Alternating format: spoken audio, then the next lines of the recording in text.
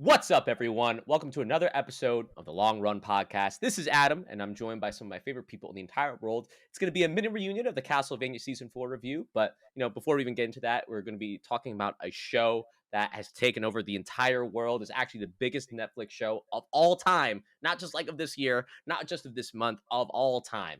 But before we talk about that amazing show, I want to introduce my guests today. Love them, and you know them now. First one is Maddie, aka Macarooney, world famous for art being shown a critical role and for being the senior community manager at Brace Yourself Games. Make sure you check out their games on Steam. They're very, very good. Not that I can really speak from experience, but trust me, I'm sure they are very, very good. We haven't seen her since Castlevania Season 4. And of course, we loved having her there, and I'm really, really happy to have her back on. How you doing today, Maddie? I'm doing great. Thanks for having me. Yeah, I listen. It's really good to have you. We just had a great conversation before this, so we're all pretty hyped and amped to be talking about Squid Game. And of course, joining us as well is a podcast veteran. You know him, you love him. Is my brother. It is Vince. He's our resident animation specialist who is always on the grind, always trying to get to the next level. How you doing today, brother? Yeah, Can't say much, dude. yeah, It's all right. been, Yeah. It's been a trip. Oh, That's You could say that. yeah, sure. 100%. Definitely a good way to describe it. I'm so glad that you used that word because that's definitely how I'm feeling too. So today we're going to be talking about Squid Game, the biggest Netflix show of all time. And I'm really excited to be talking about this show because it's actually the first time we're reviewing a foreign language series or film for the podcast. So I think it's a really good staple for the podcast. Shows that we can get over the little words at the bottom. We're not afraid of that. But also, I think at the same time, it's really cool to see that a series that is in a different language, like Korean, was able to become this popular, right? All over the world, especially in the US, because usually they're very, very subtitle averse. That being said, before we get into this, as always, is going to be full spoiler review, full spoiler discussion. So if you haven't seen the show, just keep that in mind if you're going to be listening. And listen, if you keep on listening, that's your fault. So Squid Game, if you don't know about it already, I don't know what's going on with you. It's basically a battle royale, Hunger Games kind of esque show where they get contestants to do all these crazy death defying games in order to win some prize money. Because who doesn't love a game show except where the price of failure is death. So there's a lot of stuff to dissect about this show, and I think the best way for us to go about it is kind of episode by episode. The first thing I'm going to say is this: don't you ever get into debt in South Korea. If there's anything I learned Oh from my this show, god, yeah. don't you ever get in debt into South Korea. I mean, I'd rather do this than suffer through the crippling student debt in America right now. See that I'm glad that At you brought least there's that a up. chance, I'm glad you brought that up because that is something I want to touch on a little You bit later. crazy. So I guess just to start off with, I remember that I actually found out about this show through you, Maddie, because I forget what show we did movie night or something with. It was We're on watching Netflix. Kill Bill. Oh, was it Kill Bill? And I remember the was Kill trailer for Bill. Squid Game played, and we were both like, "Oh, what's this? This looks really interesting." And then, of course, like 2 or 3 weeks later, I didn't really think much of it. I just remember like, "Yeah, I'll watch it when I get a chance to." At work, when I was the MYXL social media manager, I remember our creative director was like, "Adam, you need to make a post about this," and it was from Squid Game. And I was like, "You sure? Like, do people really care about this show?" And he was like, "Adam, you need to do this," and it was like our most engaged post of that week. So it took off real quick. But I know for you, Vince, you watched it later because I know I had asked you to comment to the review. But when did you watch it, Maddie? When did I? Oh man. I feel like it must have been just like a week after it came out or something. Hmm. I don't know exactly when it came out, but the show is like right up my alley. It would have been right up in my recommendations, so I think Netflix probably recommended it to me as soon as it came out.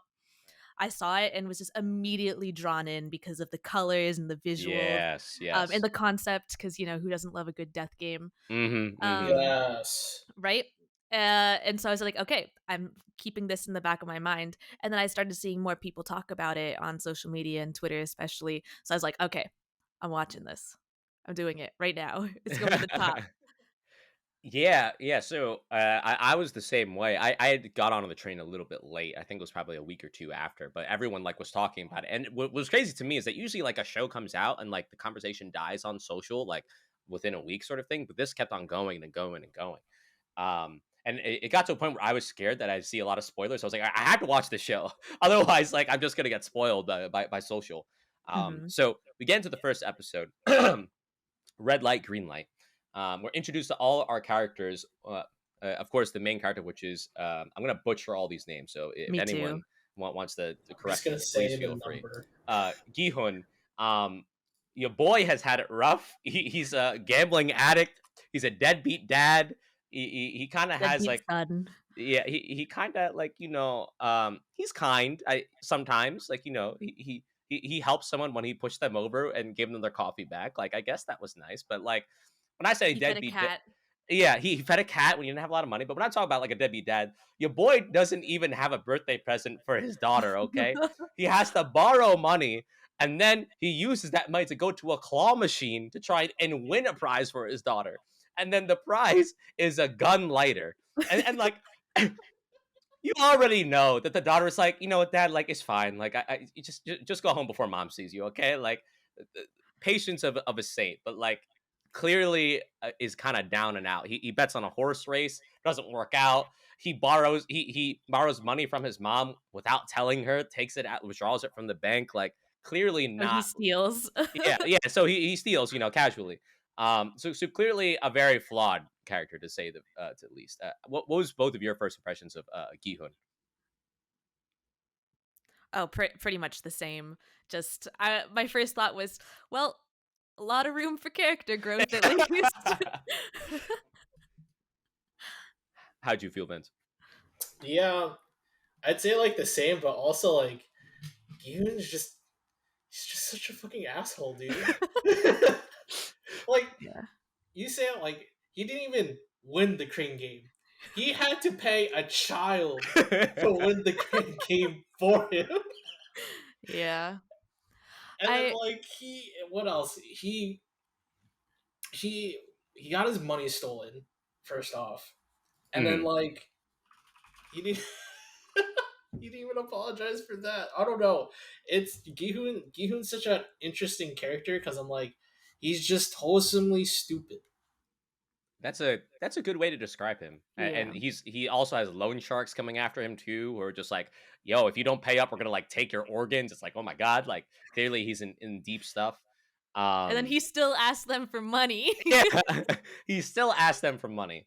And so Crazy. as we've all said, Gihun clearly a very flawed character. And slowly, right, like he's going to a train station, presumably to go home, I think, and he gets approached by I'm just gonna call him the salesman. It's basically the guy from Train to Busan. And this is where they play the game where they have to throw the envelope on the floor to flip it.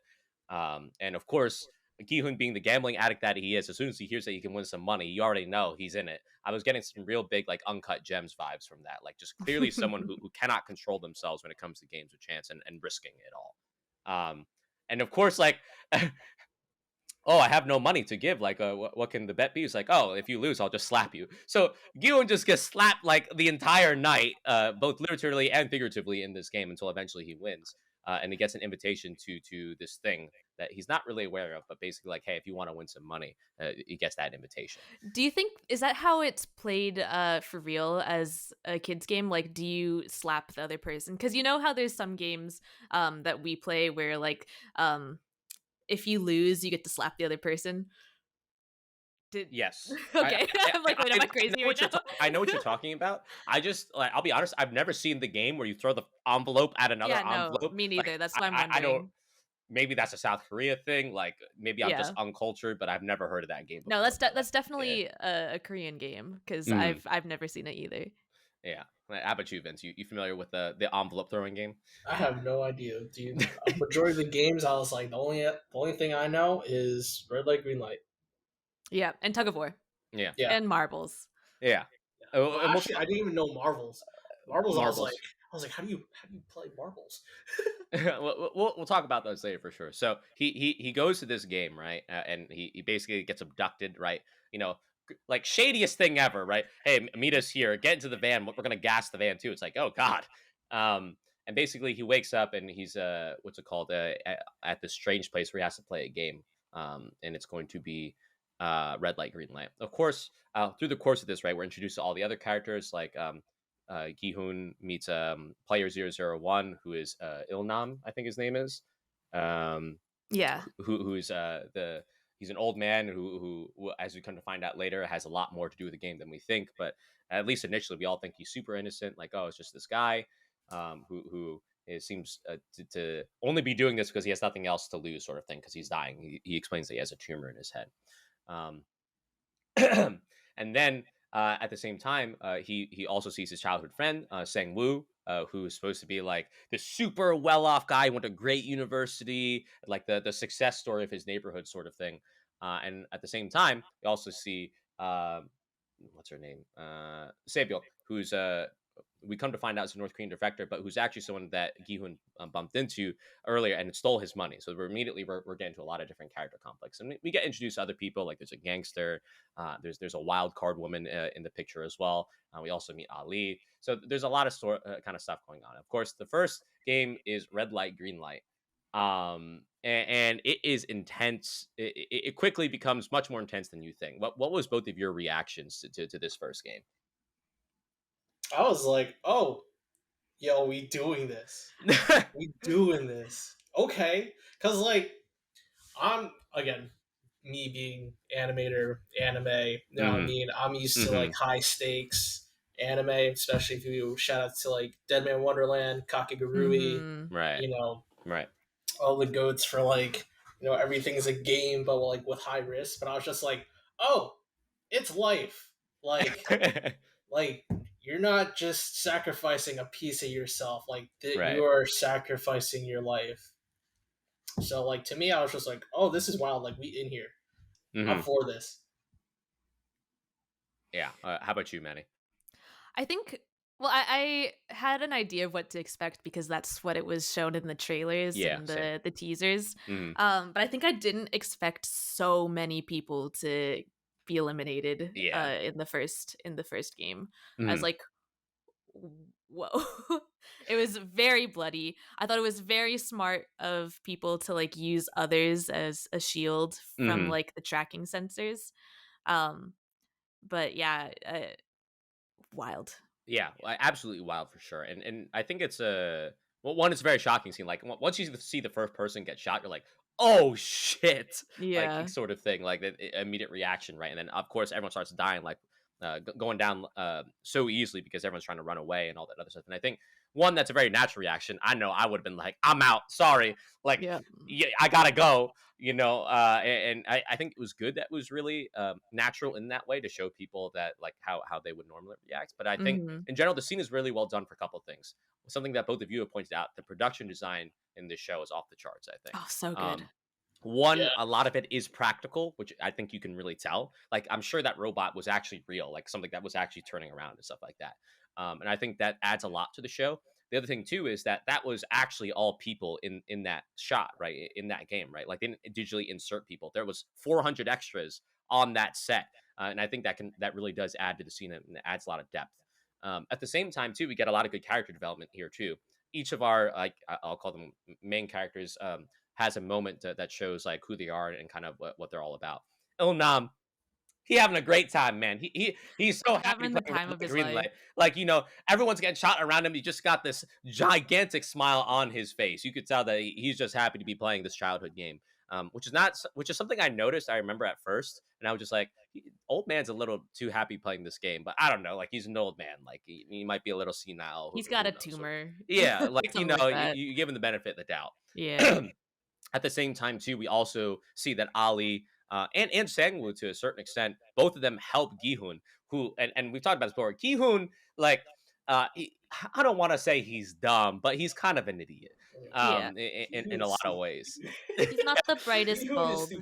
Yeah. And so he gets absolutely, and so he gets help from both of them, and that shows one that Sang-woo and Ali are both have that in them to help out, but also kind of laying the seeds for future teams and future kind of allies.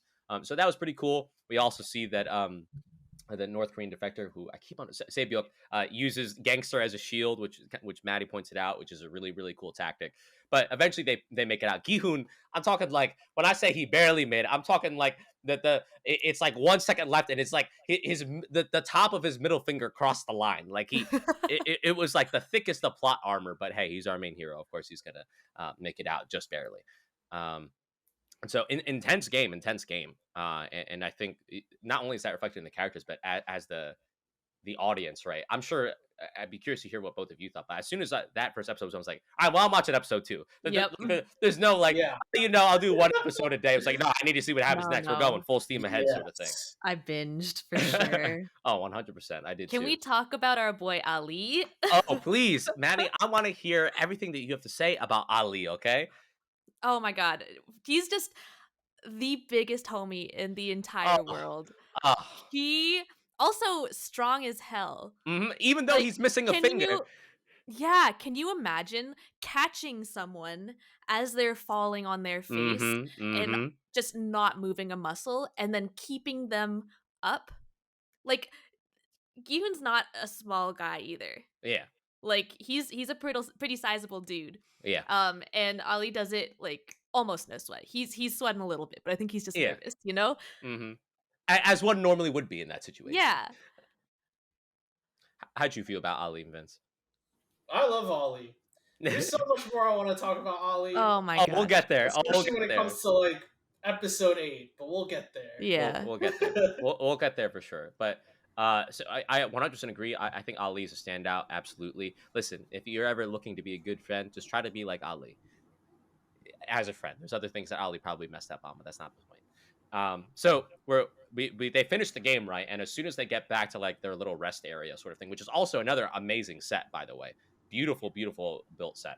All of the players, apparently the soldiers who are all dressed in red, or hot pink, whatever you want to call it, would basically say, hey, you can all vote to leave, sort of thing. Because naturally, as anyone would be in that situation, be like, I'm out. I'm not doing this. So I saw some people die. I almost died. I'm trying to go home. I'm sorry that I'm in debt. Please don't kill me. That sort of thing. And so they go to a vote. And curiously, at the end, Ilnam is the deciding vote in saying that it was 101 to 100. Everyone leaves and goes home. And so they all basically go back to Seoul and are kind of just like left to basically go on about their lives, sort of thing, because they all decided to go. So they're there, and immediately Giehun goes to the police. Naturally, the police are a little like, say what? A little skeptical. One more time. Now, granted, there's a suspension of disbelief here, because if let's say Squid Game did happen in real life, when you have 400 people go missing, like there's no way that the police like don't catch on to that in some form or another, right? But I do think there's skepticism in general about like this. Yes, I went to this mysterious island and I played red light, green light, and if I moved when it was red light, I died. Like it's like are you okay, sort of thing. But there is an officer who comes in, Junho, who comes to be a main character who tries to see a little bit of what he's talking about, because he thinks that it is leading to something. So Junho tries to investigate a little bit more, but Giehun kind of rebuffs him. But basically, Junho is trying to figure it all out because his brother is apparently missing, and he's received the same invitation card as he's come to investigate. So everyone's kind of going about their ways and kind of trying to live their life, and we get a lot more character development, right? So we see that Ali and Sangwoo get what's it called, dropped off together, and we start to see the generosity of Sangwoo, right? So I'm pretty sure Sangwoo pays for his food, his charger, and his bus ticket, sort of thing. Even though Sangwoo, as we come to find out himself, is pretty in debt. Not like I'm just like over my mortgage by a month. I'm talking like serious debt here, sort of thing, and not to just to like banks, but like to some serious people, and he's like convicted of fraud and all this other stuff, right? So we do see that good development. We see Ali, who's in a very unfortunate situation where even though he's been working, he hasn't been getting paid. Gangster dude has gambling debts because I guess he's just a horrible person. Irredeemable. And we also see Sae-byuk, basically with that. This is where we find out that she's a North Korean defector and that she needs the money so that she can bring her father over the border, and also so that she can get her little brother out of the foster home. That was a heartbreaking scene, by the way. I didn't have to tell like a kid, like, yeah, by the way, I'm sorry. Like the mom unfortunately passed away in the crossing, but like even the little brother doesn't know that. Imagine like trying to keep that away. That was a heartbreaking scene for sure. But how both of you feel, I guess, about the character development that we get uh, in this episode? Because that's really what it is. It's like about like, okay, well, now they're out of the game. Who are these characters, and why should we care, sort of thing. I think Sangwoo is really interesting in Mm-hmm. that the way that he appears to be generous to Ali, like, is supposed to make you likable, but there's definitely just that sense of like, I'm so much in debt right now. Like, what's $20 more gonna do? Right. Right? So Mm-hmm. I guess like it is a little bit selfless Mm-hmm. to give that to him, but also just like, whatever, man, is kind of the thing. It's like a drop in the ocean at Right. that point. Right. What do you think, Vince? I think this whole setup leading up to the continuation of the show is like fantastic.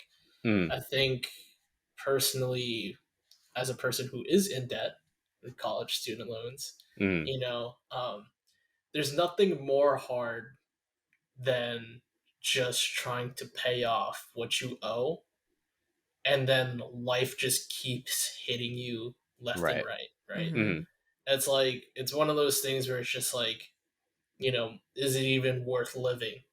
right. Because you're so much in debt, you can't even afford food. Mm. You Yeah. know, um, what's his face? Gihyun. No, Giehun? sorry, Giehun, main character. Gihyun. Yeah, sorry. It's okay. Gihyun can't afford his own mother's hospital bills. Right. And like has to ask his wife for money, and Oh, even what a she's scene. struggling. Oh yeah. Yeah. And I'm like, that's amazing, like character development on all supporting Right. casts through there, Yeah. where it's just like she has to rely on her um New husband. new husband, yeah.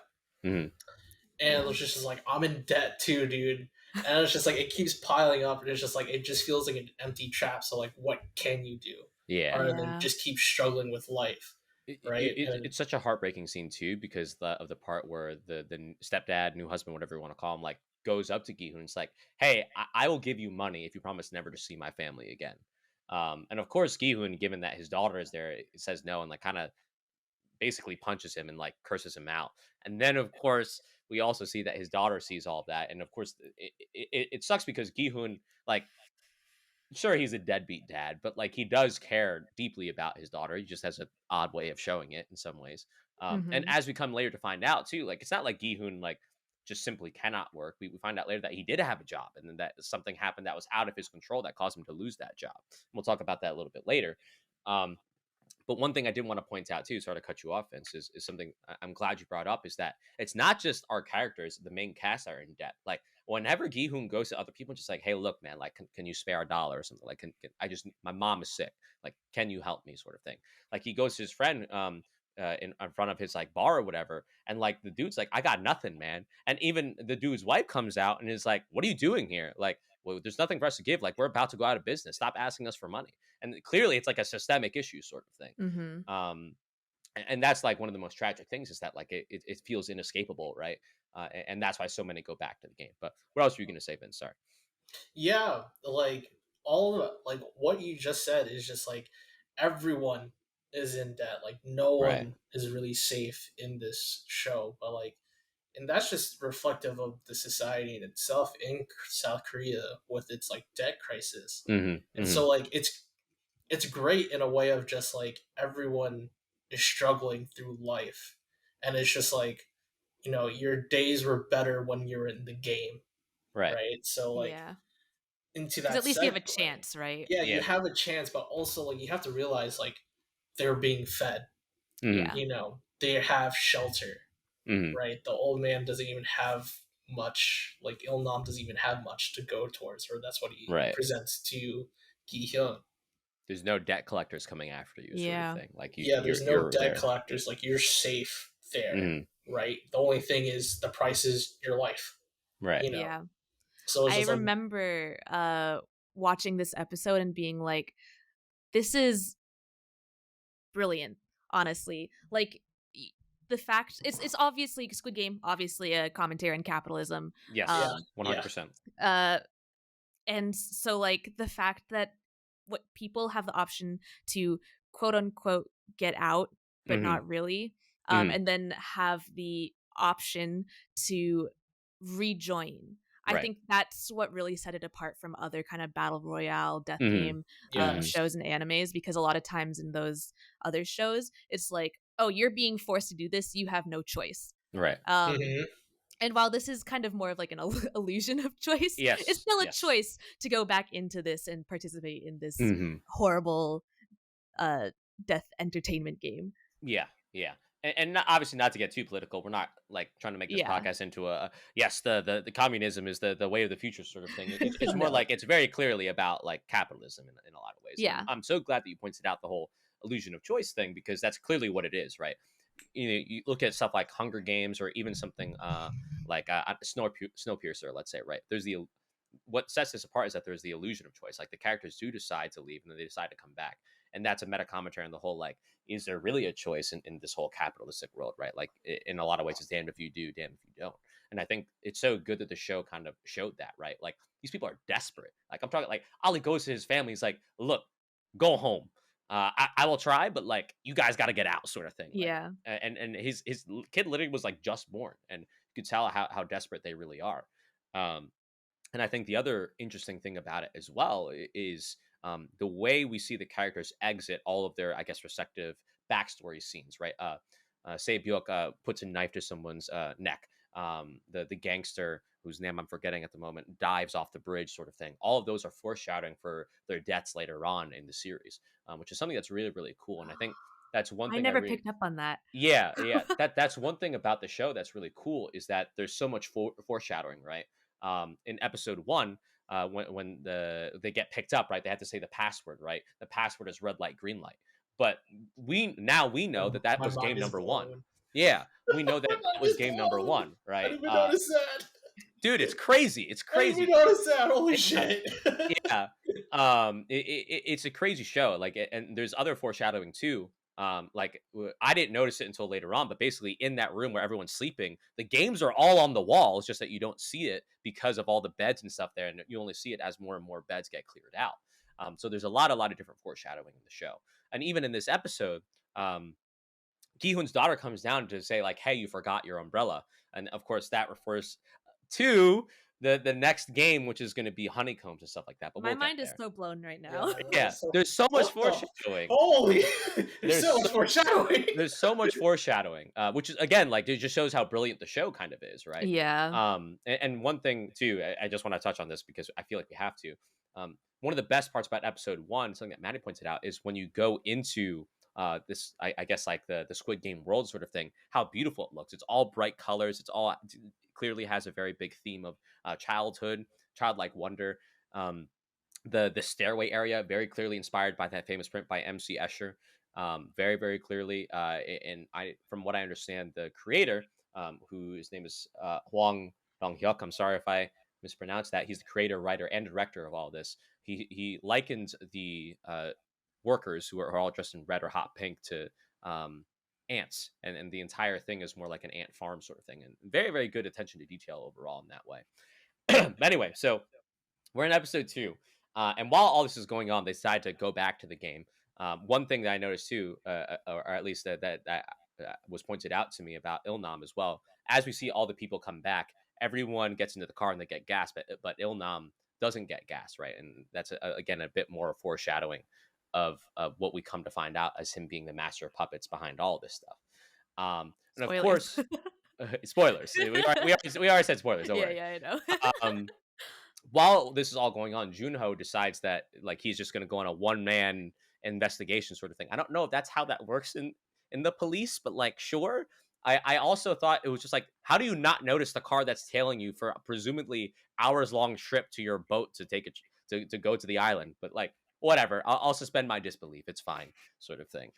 Yeah. Um, but I do want to say that I think the Junho subplot, even though Awful. I, I okay, well, we'll talk about it later. What I'll say this: I'm glad that there's a B plot. Like, I'm glad that it's not just all about the people in the game, because we needed that insight into what's going on behind the scenes, sort of thing. Yeah. And I'm glad that they added that aspect to the show. Even if the part with all the really like rich VIPs. people, the Yeah, VIPs Oh was God, awful. we'll Even if talk that was about that. the terrible. plot twist between him and the front man, and I'm like, really? Yeah, bro. We'll talk about that. Sure. We'll talk about that for sure. Here's what I will say. Even though we're clearly all like really glowing about this show so far, I don't think it's perfect. I think there is some very, No. very clear flaws, and Yes. we'll certainly talk about them. So episode 3 is the man with the umbrella. So Junho infiltrates the games. I don't know what his plan is. Like, I don't know if he's like, I'm gonna go here and take all these pictures and then escape and then like send the pictures. Like bro, like what is actually the plan here? Well, what did you think was going to happen? Like, he sent a text to his boss like, hey man, I'm gonna be away for a little bit. I'm not gonna be at the station. See you. Like, Don't what is fire his, me, by the way. yeah, like, not like, oh, I'm investigating my brother. If you don't hear from me in 2 days, go to these coordinates. Not like, hey, take care of my kid. Just like, yeah, I'm not going to be at the office tomorrow. Sorry. Like, what? Does he What? have to? No, I was just saying this. Oh, okay, I was like, was that shown? Did I miss that entirely? No. Yeah, I don't know what the plan was. Go ahead, Vince. Horrible. Absolutely horrible. I hate it so much. What is the point? You like they literally killed this man, quote unquote killed, and Quote I said, unquote killed, yeah. Yeah. I was like, all right, well, good riddance, because like you didn't affect the story.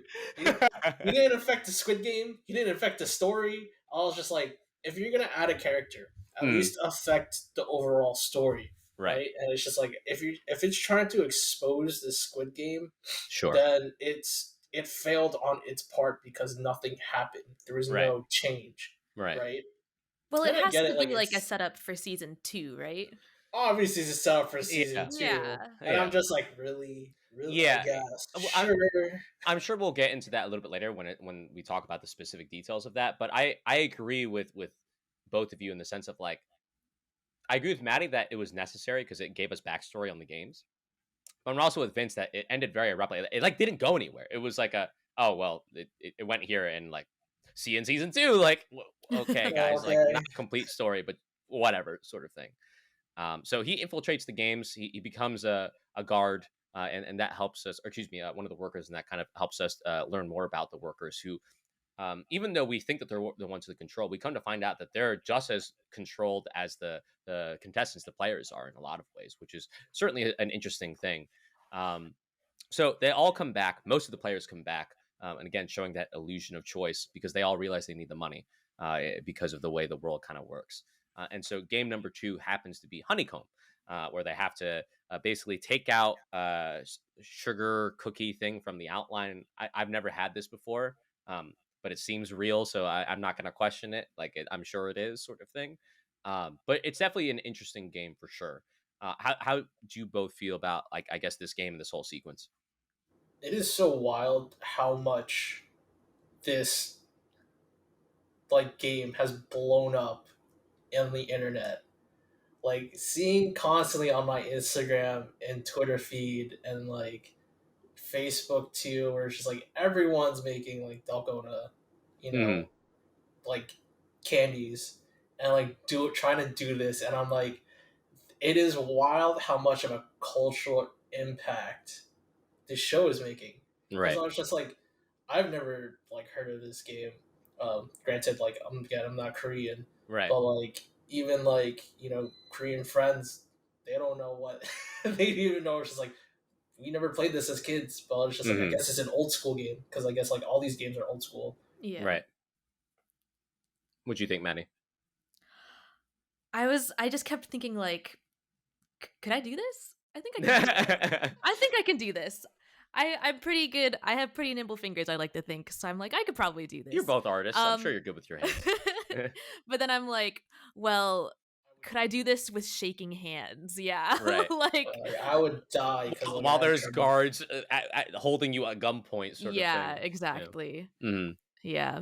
So those are pretty much my only thoughts that entire time. Oh, and then like, what's her face with the lighter? I'm like, her name is Minyo.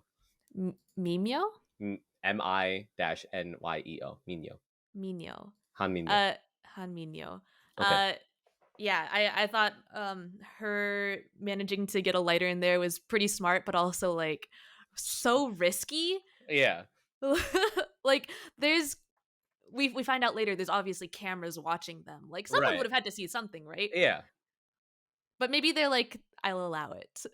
It's You for know, that entertainment. I felt the same way. I was like, how does no one notice like this person under the slide where it's dark, by the way, and suddenly there'd be like a light that would come on constantly. Like, I thought the guards were like watching this like a hawk sort of thing. Like, how does no one Mhm. notice this? I thought it was very odd, and I'm not sure if that was on purpose to be like. Because later on in the episode, right, the front man talks about like, yes, the game is all about fairness and all that, blah blah blah blah blah. He goes on this Yeah. like really really big speech about how like the outside world is so unfair, but in here they have a fair chance, sort of thing. But later on, we clearly see that the games are clearly not fair and they're No, clearly not at rigged, all. sort of thing. So I don't know if that's supposed to be another like just like analogy for what capitalism truly is or not. But I did think it was a little weird that it was just like, guys, like you have like how many guards here? No one's gonna notice the fucking lighter over there, Yeah. And sort it's of not thing. like a lighter's quiet either. Like you can Exactly. definitely hear Yeah, exactly. I Um, think I think with that there you can technically quote unquote cheat in the games. You know what I mhm, mean? Mhm. Case in point with Ali and Sung Woo switching the marbles for rocks. right. Right. You know what I mean? Like you can finesse the games into your own advantage. Also with uh the Symbiote, Hmm. with her and the knife Right. in the beginning, like she was fully conscious and not knocked out, so she knows what's going on. Right. Like obviously there's some advantages that it's just like it just takes smart people to really twist the game of fairness, Hmm. or what's supposed to be fair, which I guess, yeah, to your point, Adam, like, yeah, is kind of the switcheroo of capitalism. Right. Right. Or it's like people who are down on their luck taking advantage of other people who are down on their luck, Hmm. so that they can reach maybe some kind of allegory to an American dream or something Right. like that, Yeah. um, where it's unattainable. Yeah. The riches is always the promise of it.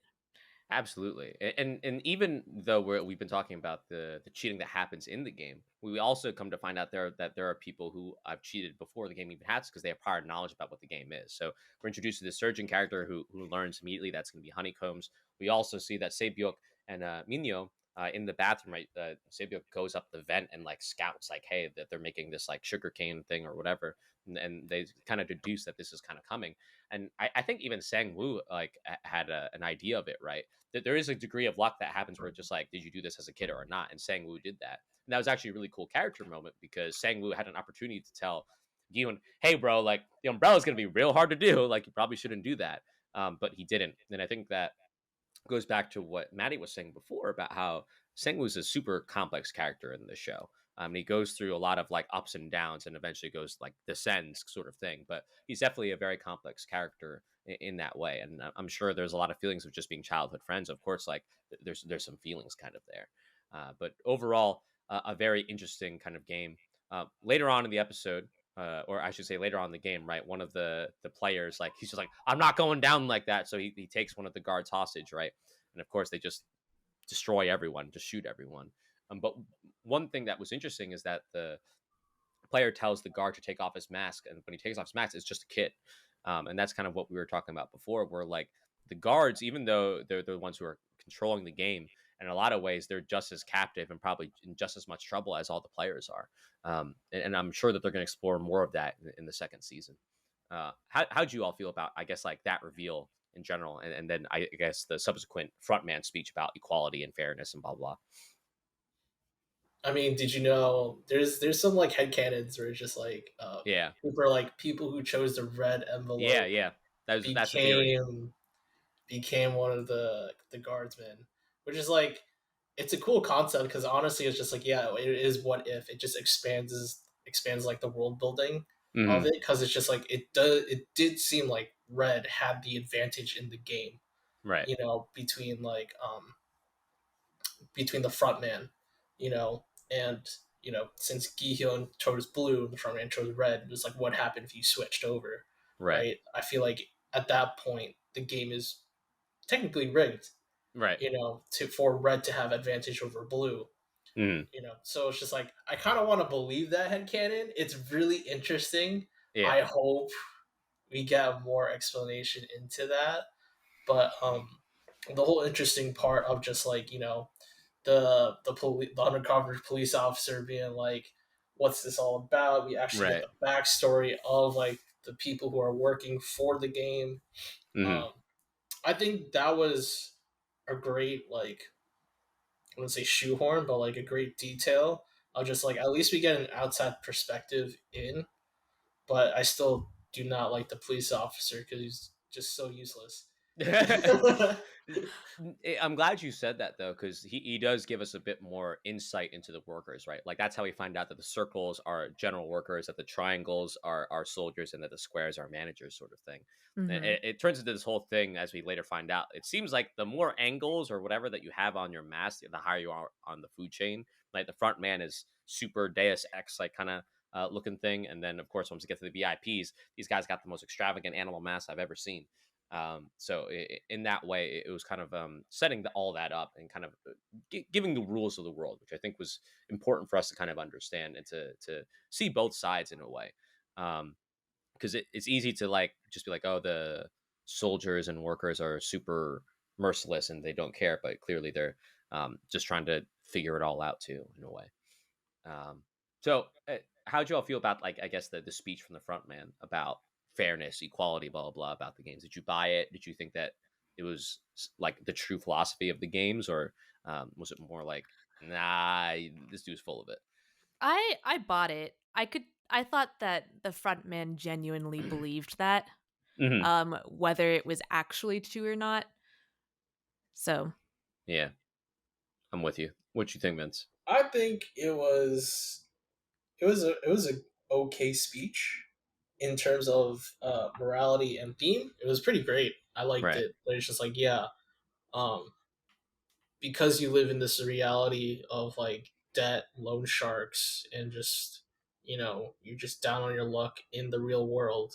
As like you have now a chance on staking your life for a chance, one Right. chance, right? If to live, right? And it almost puts the thought in your mind of like, well, and I got this from the first episode too when they showed the piggy bank, Hmm. shattering piggy bank, where I was Right. just like, well, how much does a life cost at Hmm. that point, mm-hmm.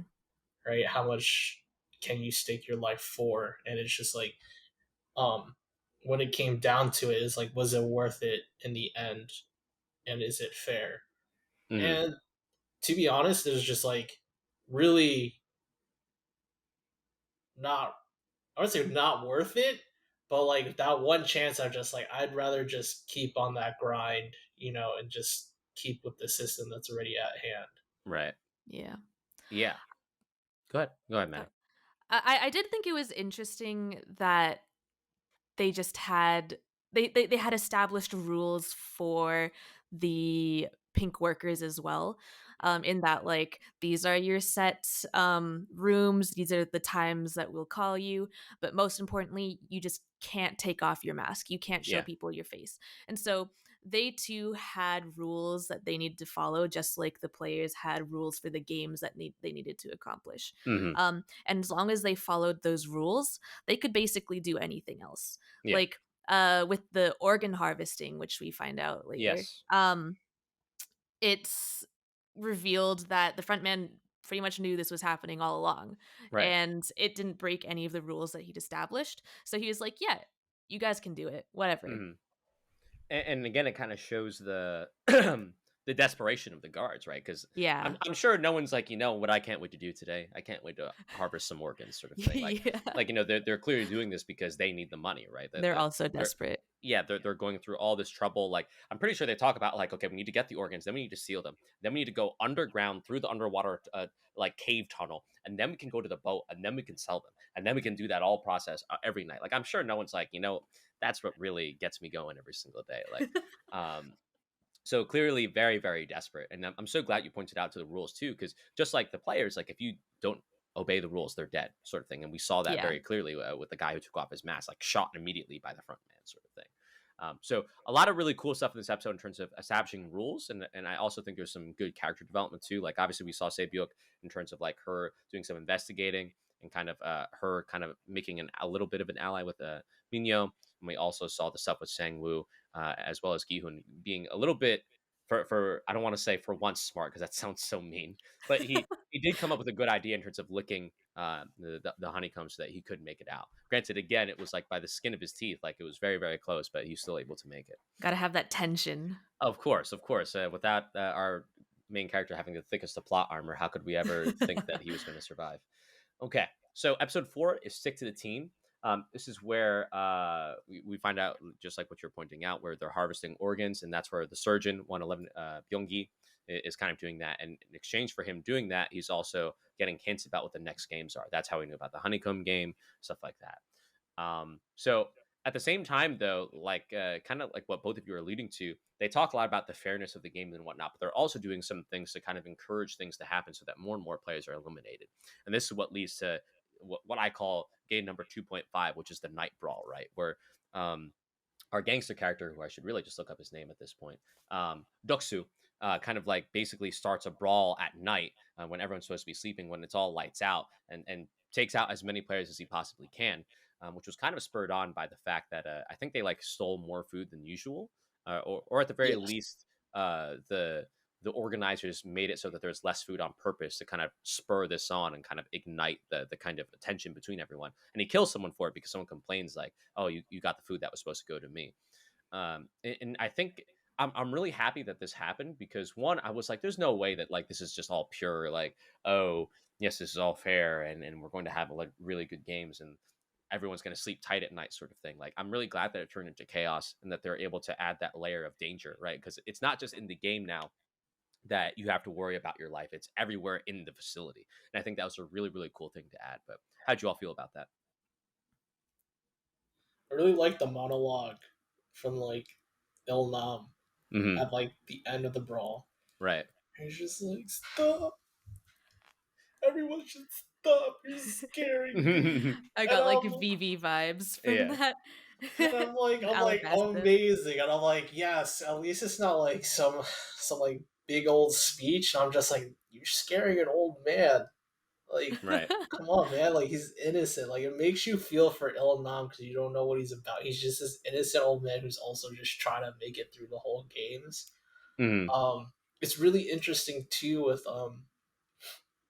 the team dynamic that's happening between each player and being like, hey, let's team up, or like, let's not, or else I'll kill you, or else like, don't Yeah. kill me, or I'll kill you.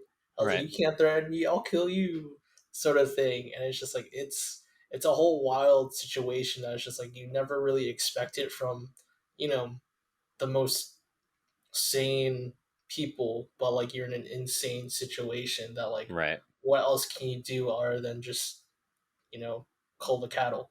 You know Mm-hmm. what I mean? Yeah. Yeah. I think personally this part was my least favorite part. Interesting. Aside from again the VIPs Right. being Oh, VIPs. I think at the time of watching this episode, I was like, this is very strange. Not really in line with what I felt was the goal. But then obviously you find out, oh, this is just Yeah. entertainment for people. And then it really sets up Sang-woo for his like just I guess downfall is Yeah. the word. Yeah. So I appreciated that they'd set this up then, but I was just like, why would they want to eliminate more people now Mm-hmm. for like no reason almost? Where was Yeah. my train of thought? Yeah, it adds a question to in your own because you're like almost commenting to yourself while you're watching the show, like what is Yeah. the mystery here? Like what is going on? Why would they want to eliminate? Why? Yeah, Why? it was a cool mystery for sure, and I felt like the same way in terms of just like okay, well, where is this going? Because like if they're the goal is to kill more people, it's like is this like some sort of scheme to just get rid of all the world's debtors? There's a lot of questions that kind of Yeah. come up. One thing that Vince also pointed out too that was really cool about this is that we see our team form. I don't know if you call it Team Giehun or whatever, but basically all of our main characters start to come together. Ali, Giehun, Sang-woo, Il Nam, Sabiak. yeah, Sebyuk. they all kind of come together and form a team to defend themselves during the night, and they kind of stay together for the rest of the games until we get to episode 6, which we'll get there. But they kind of form their names and form their teams, and for the first time they actually exchanged names, which I think it was interesting that they made a really big deal about that. They spent a good amount of time on that in the show, sort of thing, to make sure that people were actually, instead of seeing each other as like just another form of competition, something that you have to win over, right? These are actual real humans, real people. I do think that it's a bit more, again, of the social commentary on capitalism, kind of the rat race that we all have to go through. Mm-hmm. So once the brawl is done and Il Nam does his speech about how scared he is, he must have had some real good strength to be able to get to the top of those beds. We get to the next game, which is Tug of War. And this is the craziest Tug of War I ever seen. My God, like Tug of War of death over here. So one, I think like the set again is really cool. I like the beginning part of it where they have to form teams, because this is the first game where you have to form teams. I think that adds a really cool dynamic. And again, we're seeing that there are some people who do have insight into the games already, and that's why Doksu doesn't let Minya onto her team. Minyo, excuse me, onto her team, even though they're supposedly hooking up and like we're always going to be together, sort of thing. This episode pissed me off. That was such a weird romance, dude. Yeah. Go ahead, talk about it. What made it weird, and why did you hate it, Maddie? But go ahead, Vince. You go first. Or like the whole dynamic between those two, I was just like, is she? I was like, I kind of get it where Mino is just like trying to get by, obviously with like whoever is like, quote unquote the alpha, of the whole pack, who's just trying to take charge. But I was just like, you also know that Giehun and his team, like with Sungwoo, is also like really smart. So I'm just like, why not go with their team if Saebyok's there too, because they had like somewhat of a mutual pack at the beginning until she sided with Doksu. So I was like, what is happening? I was just like, then again, she did shove a pill that held her cigarettes like in her pants, and I'm just like, you know what? I'm like, this isn't beyond her character. This would happen. It's still weird, but I guess it's a thing. Yeah. What were you saying, Maddie? Where you said you hate this episode or this part? Oh, not this part specifically, but it just like this like the whole we don't want women on our team. Like I get it with like the team that knew what the game was gonna be. Right. But then like Sangwoo, you don't have any idea what this game is gonna be. What are you trying to do? What's going on here? Dude's just rampant sexist. Yeah, and I think it was really cool too. That was a good character moment as well, where Giehun told the new character that we're introduced to. God, I'm forgetting her name. Giehun,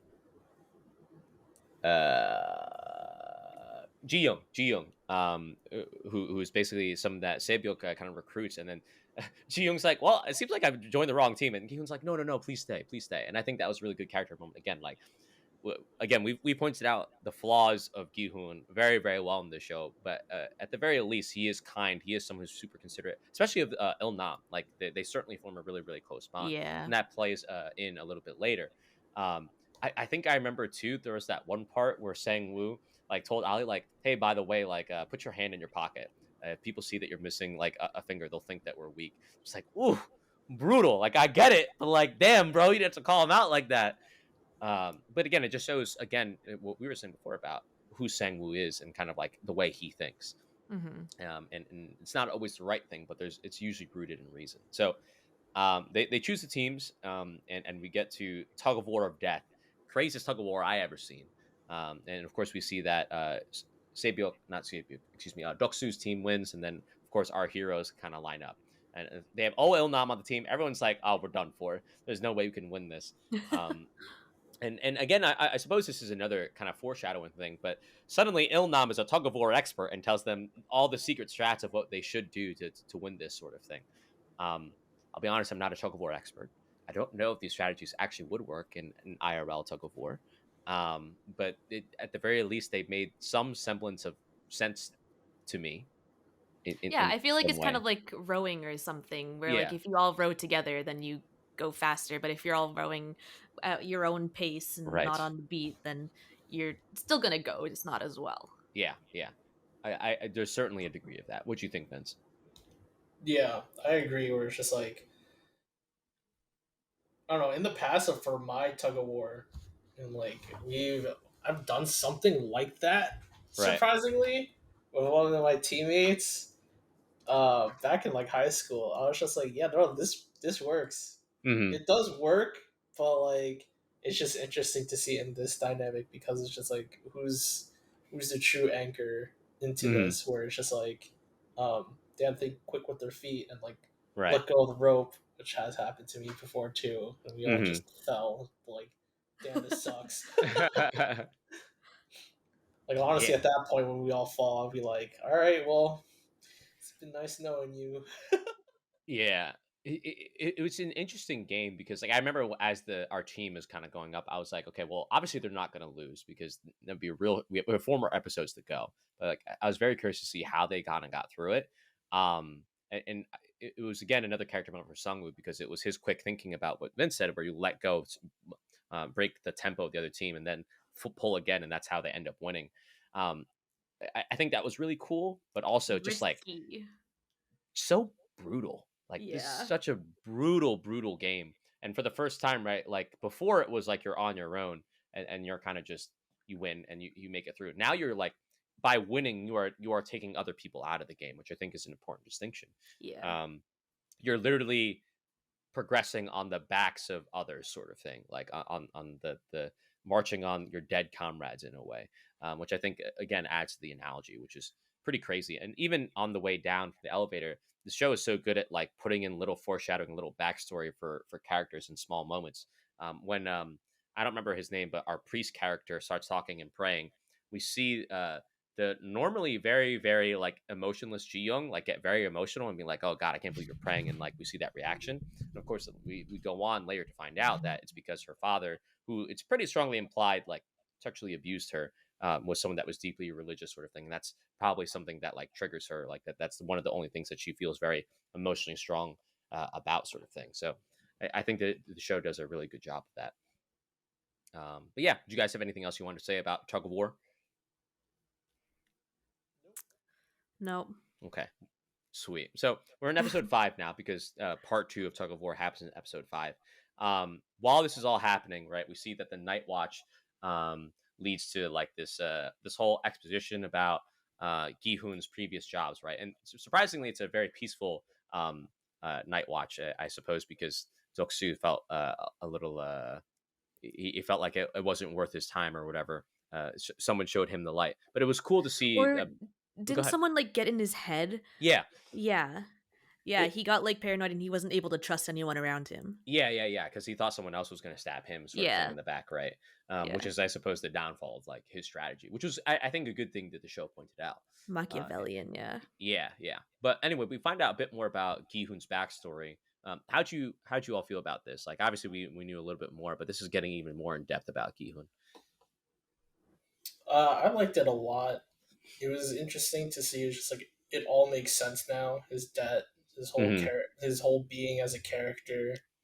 You know, especially with like how Ilnam also filled in with that with his own experience. Be like, I heard about that. Right. I was like, that was you. He's like, yeah, like sucked. And it's just like unfortunate circumstances of being like the Hmm. wrong place at the wrong time, but also like trying to fight for a cause that should be, justified, but Yes. got, smothered by, the boss man. Hmm.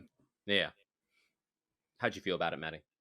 I also really liked it. It definitely was the missing puzzle piece and making Giehun Hmm. a lot more likable and relatable, although I don't know if none of us can really relate to his situation, but Yeah. like I guess sympathize is a better word.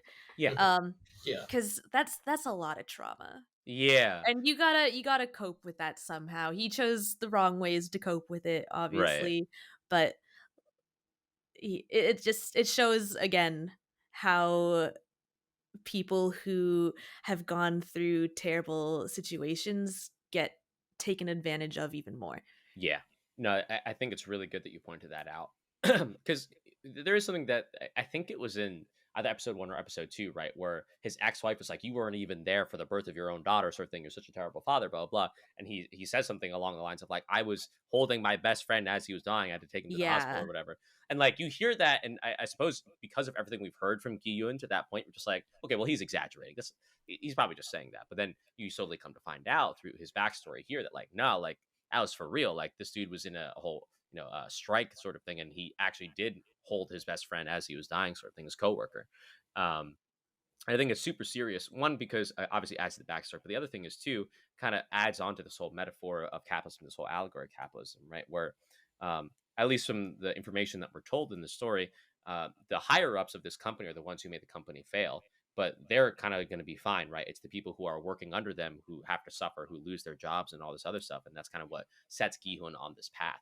And so it goes to that show that's the whole thing of the illusion of choice or the illusion of fairness, right? Like Gihun was working hard, he was doing his thing, but then there were things that were outside of his control that kind of put him onto this path sort of thing. And also, to Patty's point, clear PTSD. When you start having all Yeah. these flashbacks sort of thing, and like he's like, "Yep, Gihun's got a lot going on," sort of thing. But yeah, is there anything else you guys want to say that before we talk about Vince's favorite police officer? I'm good. I let's talk about the police officer. Okay, well, Vince, I'll let you start off with this, but basically, just to plot summarize, basically Junho continues going undercover. We find out more about the organ, harvesting sort of operation, but then that kind of goes awry because he really doesn't know what's happening, and so he has to kind of kill a couple of people. The whole thing kind of goes south. A front man, again, kind of what Maddie was saying before, already knew about it, and so basically he was like, "Oh, clearly we got someone undercover here. We got to find him," sort of thing. But that's basically the gist of that. How'd you feel about it, Vince, given how much you just love Junho? Oh god, Junho's like character, even throughout the whole heist between it, I was just like, how can you mess this up so badly? I was like, you're an undercover cop, and like throughout the whole show, like you could see him, he flubs up multiple times because he Yeah. just does not understand, and you feel like you could simply ask for, I don't know, not help, but simply observe and have good observation skills. But he doesn't even have that to back him Mm-hmm. up. He literally gets in trouble with all the triangles, and he's just like, speak when you're spoken to. That's literally the rule, and he keeps on speaking. Like, why? Why do you do that? Why do you endanger yourself like that? I was like, you're the only cop here. I was just like, how does no one think you're sus yet? Right. Especially once it comes crumbling down with the organ donors, where it's just like, you were there, right? Right. They're like, you were there, like, what are you talking about? And he's like, oh, sorry, I couldn't. You could have come up with a better excuse. I'm like, Right. dude, like, what kind of cop are you? Like, you're the worst undercover cop I've ever seen, dude. I was just like, I don't know. I'm not expecting like 007 stuff, but I'm at Mm. least understanding like you're at least somewhat competent in your own like workforce that are like able to investigate, practically a shadow game show, while you're harvesting people's organs, but like it, you don't even kind of get a competent officer. He's kind of just there, for Mm-hmm. the ride, and then he messes up the whole gig, and Right. like he triggers something interesting for other characters like the surgeon to like pretty much go into a whole mental break where he's just like, hey, like, what's the next game? I gotta survive this whole thing. I was like, Right. without me, this whole thing is like done, you Mm-hmm. know. And then like it kind of shows like his incompetence got inherited also through the front man who's like, ha ha ha, I knew all about this, but I wasn't gonna tell you anything. And I'm like, all right, well, we all know where like the apple didn't fall too far from the tree. Or Sure. just like Mr. Police Officer and like Frontman also are just bothly ignorantly dumb into their own arrogance of just that they have power.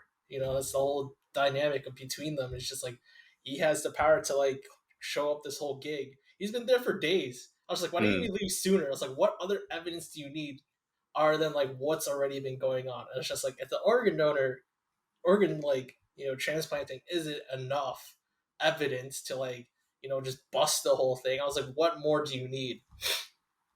And it's just like it's just a huge yikes for me, and it just does not contribute much to the story other than just like, all right, we needed to develop the front man. How do we develop the front man? It's just like, let's just do this whole heist thing. I'm just like, I guess if you want to like go through a whole mole, but it's just not even a good mole story, that just has an overarching thing. So Sure. that's my whole gripe about it. It's just frustrating that he's just there and doesn't even he has contact with Giehun at one point. I thought they were gonna interact more. Yeah. I thought they were gonna like at least like he's gonna help Giehun out, be like a homie, be like, "Have you seen my brother?" Kind of shtick. But I think wasn't that even is what that. was missing. Yeah, it was. I was hoping for like a more of a crossover of their Yeah. stories. What they were just totally separate the whole time. Yeah, it was very much the literal representation of an A and B plot sort of thing. Like no intersection at all. But how'd you feel about Vince? Obviously feels very strongly, but Maddie, for you, how'd you feel about what Junho did here? I didn't mind it so much. I think I'm on board with not the smartest person either. Like going into this whole situation without an end goal. We find out later that he took pictures, but it was also like, but when did you whip out your phone and take pictures without anyone noticing, kind of deal? Right. But I enjoyed like the extra light that his plot shed on how the games were organized, right, as well as like humanizing the I keep calling the people in pink squids. I don't know why. That's great. I actually love that. I love that. I like that too. That's amazing. I refer to them as squids, so I'm going to keep referring to them as squids. Sure. But yeah, I think it humanized the squids a lot more and like made you realize like, oh, these are people with their own goals and situations. Right. Whereas, in a lot of animations and stuff, you kind of just get like the background guys who just they have no story, no life, they're expendable and die. Right. So I think it added a good amount of depth, even if Junho wasn't very deep himself. Yeah, even if Junho wasn't the sharpest officer on the force for sure. Yeah. He's pretty though. He's pretty. Listen, I've heard so many people talk about Junho. I know a lot of people are a fan of the salesperson, the guy from Train to Busan. Yeah. Yes. Savior Queen. I know there's a lot of people who they had their crushes for sure. They had a lot of good. They had a very good looking cast. All I'm gonna say. Oh yeah. I'll be honest. I'm much more of a Giehun person myself, but listen, beautiful people in this cast. So on the whole Junho thing, I'm kind of with both of you. I think it was cool to find out that like the game had been going on for like 30 years. It's like, oh my god, like this goes way back, sort of thing. Yeah. And even seeing getting the insight that Junho's brother actually won the games like back in like 2015 or whatever, which is like, oh okay, like that's interesting. Like, well, if he won the game, then where is he now? Adding more to the mystery of it all. There were a couple things where I was just like, come on, bro. Like, I think it was like when he snuck in or whatever. It was just like, dude, like, this isn't really like that stealthy, bro. Like, you think no one's gonna notice the fucking bullet hole? Like, I don't know what your plan is, sort of thing. This man says left doors open. Yeah, left doors open. Like, it's like bro, what are you doing? And there's also that other thing too, where like the front man, like, first off, he notices the guy is dead, and then he reaches into like the guy's head and pulls out the bullet. First off, especially from the range that Junho shot that person, the bullet would have gone clean through his skull and ended up somewhere in that cave. There's no way that this dude's brain was bulletproof. It was like, what? That makes no sense at all. He's hard-headed. The bullet was rattled around in his skull. It was like, what? Like, no way. There's no way. And then the other thing is, too, he looks at the bullet, he's like, oh, yes, I can tell it's from this revolver from the police force. Like, just looking at it, it was like, what? Like, it would have been one thing if he was just like, hey, go check out what this casing is. Maybe that'll, like, tell us. This dude is like on the spot through like the little slits in his mask, like, oh yes, I can tell. It's like, oh, come on, bro, like don't give me that. Um, Whatever. That was one of the things that took me out of the show a little bit. And in general, the show is really weird with guns. Like I remember during episode 2, or excuse me, during the second game, where obviously if you're shot, if you do something wrong with the honeycombs thing, it was like a lot of times there'd be people behind the person who gets shot, like the bullet is gonna go through that person and hit the other person. Like y'all realize that, right? But like it never happened. But I was like, there's a lot of collateral damage that's possible here. But whatever, something I noticed. Anyway, so we find out a bit more exposition, but then we get to episode 6, and as we all know, and I'm sure both of you will agree, I'll be shocked if you disagree, this is the best episode by far of this entire season. Oh, What this was the an most episode! brutal episode. Yes. This Oh is god. when you know, like, oh, this is not gonna have a happy ending at all. Oh god. Oh No. god, Oh no. god. No. So Yeah. yeah. So just to start off and set the scene, immediately we see that the organ harvesting people are hung on display in the MC Escher hallway. Just to like I guess like to emphasize fairness in the games, which is bullshit anyway, but whatever. We find out that game number 4 is marbles. And it's like it's so insidious in a way that the organizers, right? Because they don't tell you what the game is immediately. They're just like, hey, you're gonna be in teams of 2, right? And so people like they grab like the people who they want to be on the team with, like Sang-woo goes with Ali. There was this couple, the husband and wife, that like, yep, we're gonna Oh stick together. We man. got this together. We got Se-byuk and Ji-young together. And eventually we have Giehun and Ilnam, right? And we're just like, okay, like they're gonna tag team this, it'll be fine. And the game is marbles. It's like, okay, yeah, like whatever, like it'll be 2-on-2 or something like that. Only you come to find out that it's actually 1 versus 1, and that you're not on a team. Your partner is actually the person you can be facing, and that whoever loses is going to be eliminated and killed. And that's when the heartstrings kind of just like get there, man. And it's such a god, I don't even know what to say. Like what an intense, like what Maddie said, brutal episode. But I guess like it's best to kind of just break it down by pairs, right? So how'd you all feel about Ji Young and Se-byuk's kind of, I guess, play, their act, whatever you want to call it, their kind of story in this episode? Because I think that one was the one that broke me in a lot of ways. Oh, I But they all, cried. but they Yeah. all they all break you in a way. So go ahead. I cried for sure. Yeah, Yeah. I think that was actually the only part in the show that I cried. yeah. Just something about self-sacrifice Ugh. really just too pure. No. Oh, I could tag in Vince if you want. If you need Yes, some time, tag Maddie. in. All right, Vince. What you think about this part, man? I loved it. Honestly, Uh, like I wanted more backstory because like Se-byuk's like silent for like yes. majority of the show. Ji Young too. Yeah, both Yeah. of them. Yeah.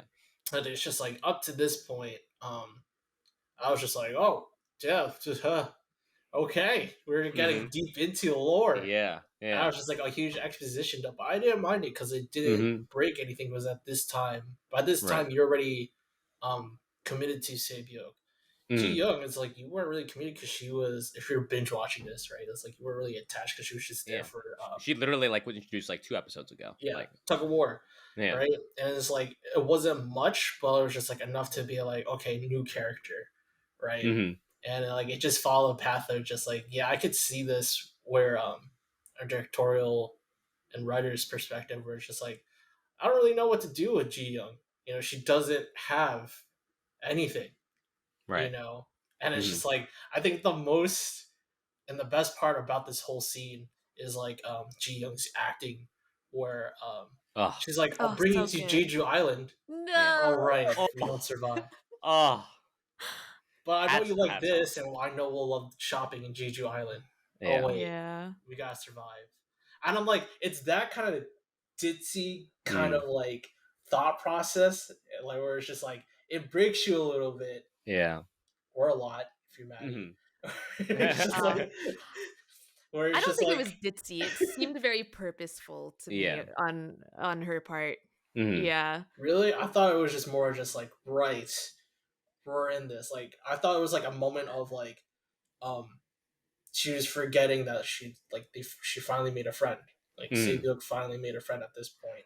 So Yeah. I found out it's just like right, I made a friend. Like, what do your friends talk about? Your friend talk about this, and it's just like you forget about it because like it also makes you misleading because you're in this village setting, so it just feels like home. Yeah. You know, Mhm. it's warm Yeah. lighting setting, so it's like a little bit friendlier. So it's like they're wanting to mislead you into this whole wholesome setting where it's just like Mm. dawn upon the new Yeah. day, Yeah. right? I interpreted it as a mixture of wishful thinking and dry humor, Right. I guess. Oh, Like, yeah. yeah, that's fair. Yeah. Yeah. I think I like that more. Mhm. It's brutal. I'll let Maddie kind of finish this off just because obviously she had a pretty strong reaction to it. But Don't even know if I have anything else to say other uh, than just sobbing noises. I, well, I'll say this. So to add to Vince, what Vince said, I think it's such a good way to bring character to both of them because typically, especially when you watch shows, like exposition jumps can be really really boring, but it makes sense in this instance because of the situation that they're in, right? And the way that Ji-young like is questioning Se-byuk in a lot of ways to Maddie's point, I think it was very purposeful. Like she's clearly trying to find more information and learn more and kind of like make a decision for herself about what she wants to do. Hmm. And like, even though we only find out just a little bit about Ji-young, it's so horrible. Like what, just like when you hear like what she has had to go through, and also her current life is. Like, I remember when she said that like she has nothing to live for. It's like, oh my god, I'm so sorry. Like, Yeah. And she's it, so young too. yeah, like, so young and has suffered so much to the point where like even though she has her entire life ahead of her, she doesn't feel like it's worth it for her to live it, which is Yeah. again just a tragic thing to say. Um, and it's such a beautiful scene too because it's just like one, it's a beautiful conversation about life and the purpose of life and like what you want to do. And of course, Sebiok for the first time, to Vince's point, is finally opening up and talking about her life, what she wants to do, Jeju Island, her little brother, her mother, what happened to her father, stuff like that. And when they played the game and when she threw it and then Ji-young Whoops. looked like she was about to, and then, whoops, oh god, it was a lot. It's a beautiful scene, and like Yeah. And you when know it's gonna happen, and it just doesn't hurt yeah, any less. yeah, you know it's coming. It's like Coco, where they tell you don't cry. Literally in the songs, don't let it make you cry, and you're still crying anyway because God, it just hits you. Um, and and I remember like as she's on her way out, right? Like she's saying like, hey. Like make sure you go to Jeju Island, or like I'm so happy I met you, that sort of thing. It's just like, oh my god, you guys are going all out on this episode. And the thing is, that's only one out of the three heart Yeah. pullers, heartbreakers in this episode. Um, I think I saw like an interview with some of the cast right. after I watched Squid Game, Mhm. and I think they really did form like a real friendship on set. Right. Um, I think the actress, Saebyuk's actress, I think she said she's newer to acting. No, so She's I more was of a gonna This is talk her model. about that. debut. Okay, Say okay, you it's go, her go, go. acting debut, which is insane. Yeah, Like, oh my acting god. debut. Yeah. Great stuff. But keep going. And so she was like she was really nervous about her performance and Mhm. was getting a lot of encouragement from especially the other women on set. Right. And so she formed like this real bond. And I think they were all saying, yeah, none of us expected Squid Game to blow up the way it did, and Right. have all this support and love about their Mhm. performance. But like, oh my god, what a performance though. Yeah. Absolutely, from both women too. Like Yeah. obviously for Ji Young acting debut, like God, if that's your acting debut, like you got a career ahead of you, sort of thing. Right? Yeah, Or excuse me, Sebyuk. Sebyuk's acting debut, but even Ji Young, I think she did an amazing job. And the thing is, she had so much less screen time too to kind of work with, and that kind of shows not only the strength of the writing to get her to that point, but also the strength of the actress to kind of bring that performance out there and make such a memorable character. Yeah. All right, so we're talking about another heartbreaker, Sang-woo and Ali. I'm just gonna say this. I'm just gonna say this right now. All my homies hate Sang-woo. Okay, Yeah. This you just pissed me bastard. off. You bastard. How could you do that to Ali, the most innocent, the most wholesome, the most bright-eyed character in the show? Um, He it's really is. it's a gut punch. It really Yeah. is. I think there are a couple things that make this really great, and then I'll let both of you kind of add on to it. One is Sang-woo and Ali have had a developing relationship for the entirety of the show, right? Even going back to the first game because they got dropped off at the same time. Sang-woo bought himself, all that other stuff, right? At the same time, we also had as kind of goes on, right? They always kind of stuck together. And then in this episode, you see a couple of things. One, for once, Sang-woo's intelligence and like his cunning for everything that's helped with in the previous games, it actually backfires on him. Like they're playing the marbles game and he is losing fair and square. Like he's just losing, right? Mm-hmm. And Ali, it sucks too because like Sang-woo's on his last one and he's desperate. He's like, please don't do this to me. And even Ali's like, I'm sorry, I have a family too. And you could see how much it hurts him. Yeah. But at the same time, and then this is where Sang-woo, to kind of what Maddie was leading before, this is where we really see the descent. Where like this is where like he decides like I'm going to do it for myself, and I don't care who's in my way, sort of thing, and creates this elaborate scheme. Poor Ali falls for it, and Sang-woo Hook, line, basically, and sinker. yeah, just like completely falls for it, takes all the marbles, and leaves Ali for dead. But I think the worst part is one, Ollie's face when he realizes that Sang-woo isn't there when he comes back. He realizes it's all the pebbles in his pouch. Um, One, Ollie, kind of an idiot, bro. Like, what person would be like, "Hey, hold it on around your neck"? So trusting. But so trusting in a way. Again, very in line with his character. But also, you could also see that Sang-woo, like when he does hear the gunshot, like he wasn't happy about it. Like Sang-woo knows what he did, and you could tell that it was something that deeply affected him and impacted him in that way. And from this point on, it becomes a thing of like he's going to justify everything he does because he feels like he has to. Whereas before, it was like at least he had some degree of humanity, for lack of a better term. But Yeah. yeah, I'll let both of you kind of talk about the gut punch that was Ali and Sang-woo in this episode. Go for it, Vince. I mean, you said it all pretty much. Yeah. Adam. Yeah. Like, you said pretty much like whatever everyone else was thinking. Dude, Like it's it it's hit. heavy. It's heavy, man. It That really shit is. heavy, dude. Yeah. I was like, you really like come up with Ali Mm, because like he's just so wholesome. yeah. He's like he's a foreigner in a foreign land. He doesn't Right. know what Korean games are. Barely Mm, knows like the language, right? Evens, odds, like at least he can count for the mm, most part, right? And it's just like this man is at a disadvantage since day one of the right. games, you know?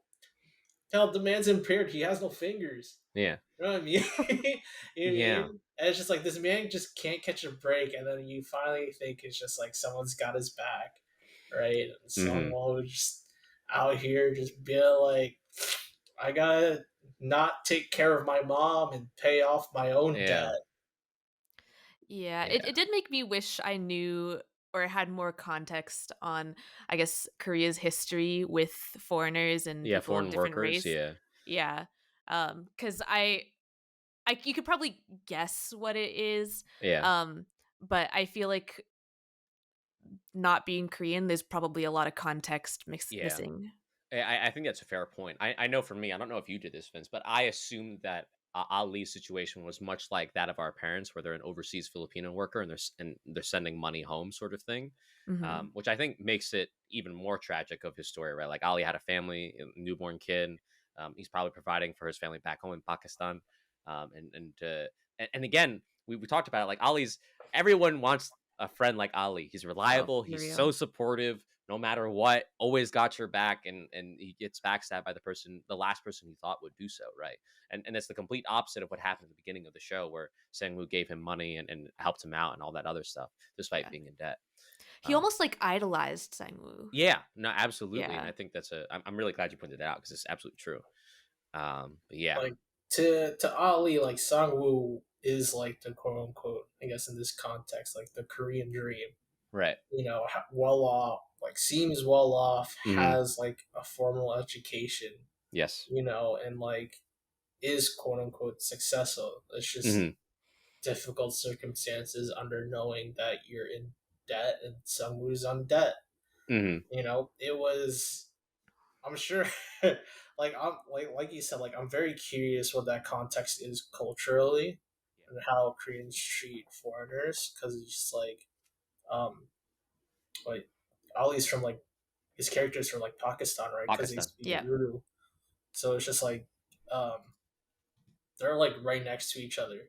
So I'm sure they've had some conflicts and or Hmm. some like friction between the Middle East Mm-hmm. and like wherever their surroundings are, because South Korea is like only like what the only like liberal country surrounding it aside from India, but that's like impossible to pass through. Sure.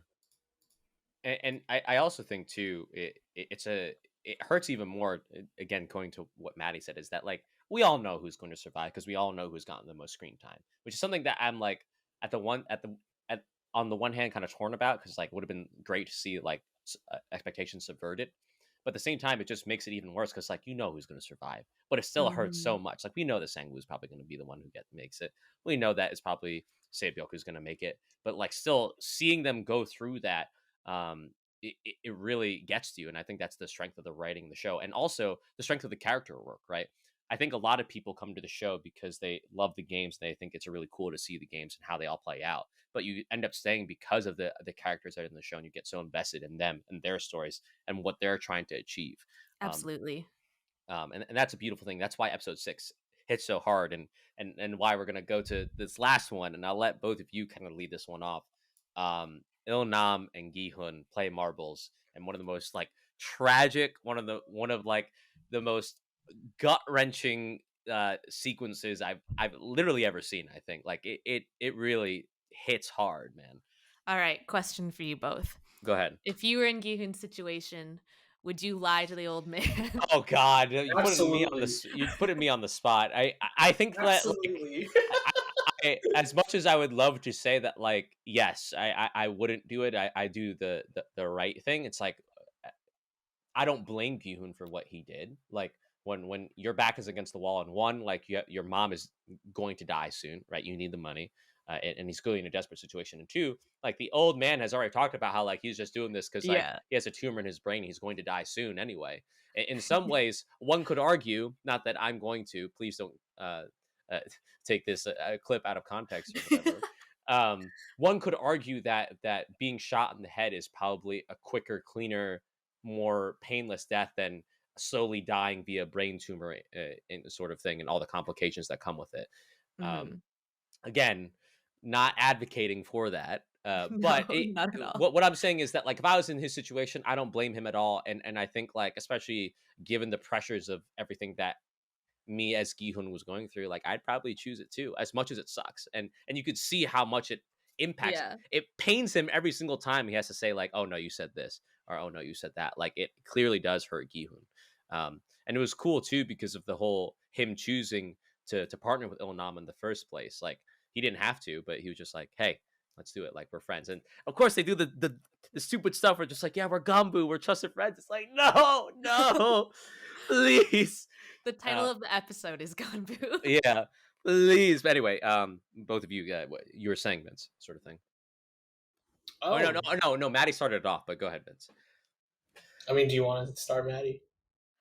Well, Yeah, I mean, I've you have the question. Yeah, Maddie, what would you yeah. do as someone who Oh, asked the question? I would most definitely lie. I've asked this question to pretty much anyone Right. who I've talked to about Squid Game with, Mhm. and unanimously everyone has said yes, they would do it also. Right. So it's like I think deplorable is a good word for it, Yeah. but everyone would do it if your back's against the wall. This guy's lived a full life. We're Yeah. all young, right? Mhm.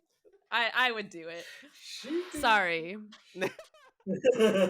Hey, with peace and love, there's no judgment. You're totally Yeah. okay. But yeah, is there anything else you wanted to say about this whole sequence before we give to Vince? I definitely I thought it was sad, but it didn't hit me as hard as Saebyok and Jiyoung. Yeah. Is it just because of how much you connected with Saebyok and Ji Young, or like I think what so, made it but hit then I harder? also kind of got annoyed at Ilnam when he just like was running around Oh yeah, the yeah. fake town, Hmm. being like, "Oh, I remember this place," um, and like really leaning into the whole dementia thing. Right. Yeah, and, like, Giehun was so desperate at that point. He's like, "Please Hmm. just play marbles with me," and you can feel that, and you can feel the frustration, I think. Right. Um, so when he just suddenly becomes lucid, you're Hmm. like, "Oh, shit." And I think Yeah. that was probably the most powerful moment Hmm. in their part, Yeah. um, and less so the moment where he's like, you can take the win. Right. So No, I agree with you on that. And Vince, correct me if I'm wrong, but in previous jobs you work with dementia patients, right? So you kind of like seeing this and witnessing it probably adds a bit more of a personal layer for you, right? Kind of, not really. But anyway, go ahead. Like working with dementia patients, like they're always just fun to talk to because they would always reminisce, and or you also got the dementia patient who is always quiet, right? mhm. And so Il Nam was like one of those quiet patients that you're just like, hey, you good? You know where you are, and like they'll just stare at you and they'll just like go off into space, into their own headspace, right? It's like they won't do much. It's just like they'll just do what they're told, right? Because it just feels like you're in the hospital setting. But I didn't really have much of an attachment because I didn't work much with dementia patients when I was in while I was in the physical therapy. But it was always interesting to see that the reactions between the therapist and them, and how much at some points it was frustrating because they wouldn't do the exercise that they're told. They would forget Yeah. and be like, "Oh, I'm home. That's my kitchen." Right? And it was like, you see the occupational therapist be like, "No, you're in rehab. That's just a pseudo kitchen. Right. Like you can't cook stuff." And it's like, "Oh, I'm not home." Like, "No, you're not home." Right? And like you would like kind of like talk to him into that kind of way, and it was just like seeing Gihyung being like, "No, you didn't choose that. It was this."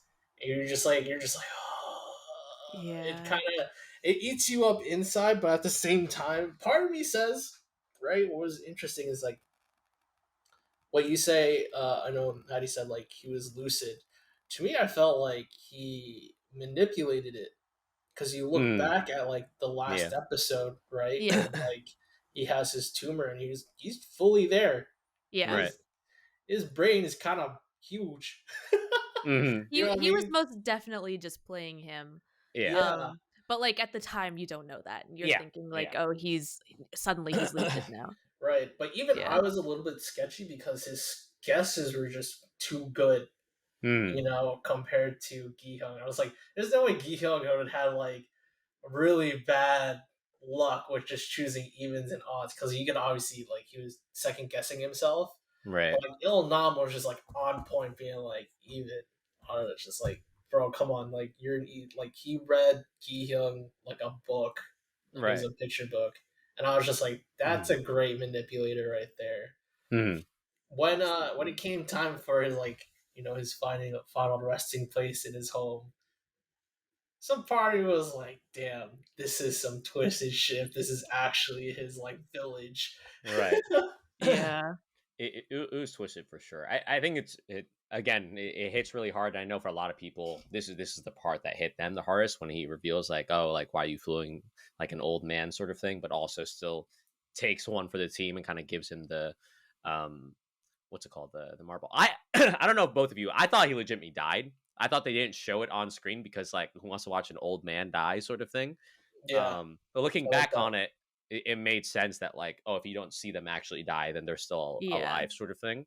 Yeah. Um, but I know I definitely I was just like I remember I was like, oh, I'm glad they didn't show that because I don't know if I would have been able to take Yeah. watching an old man get shot in the head, sort of thing.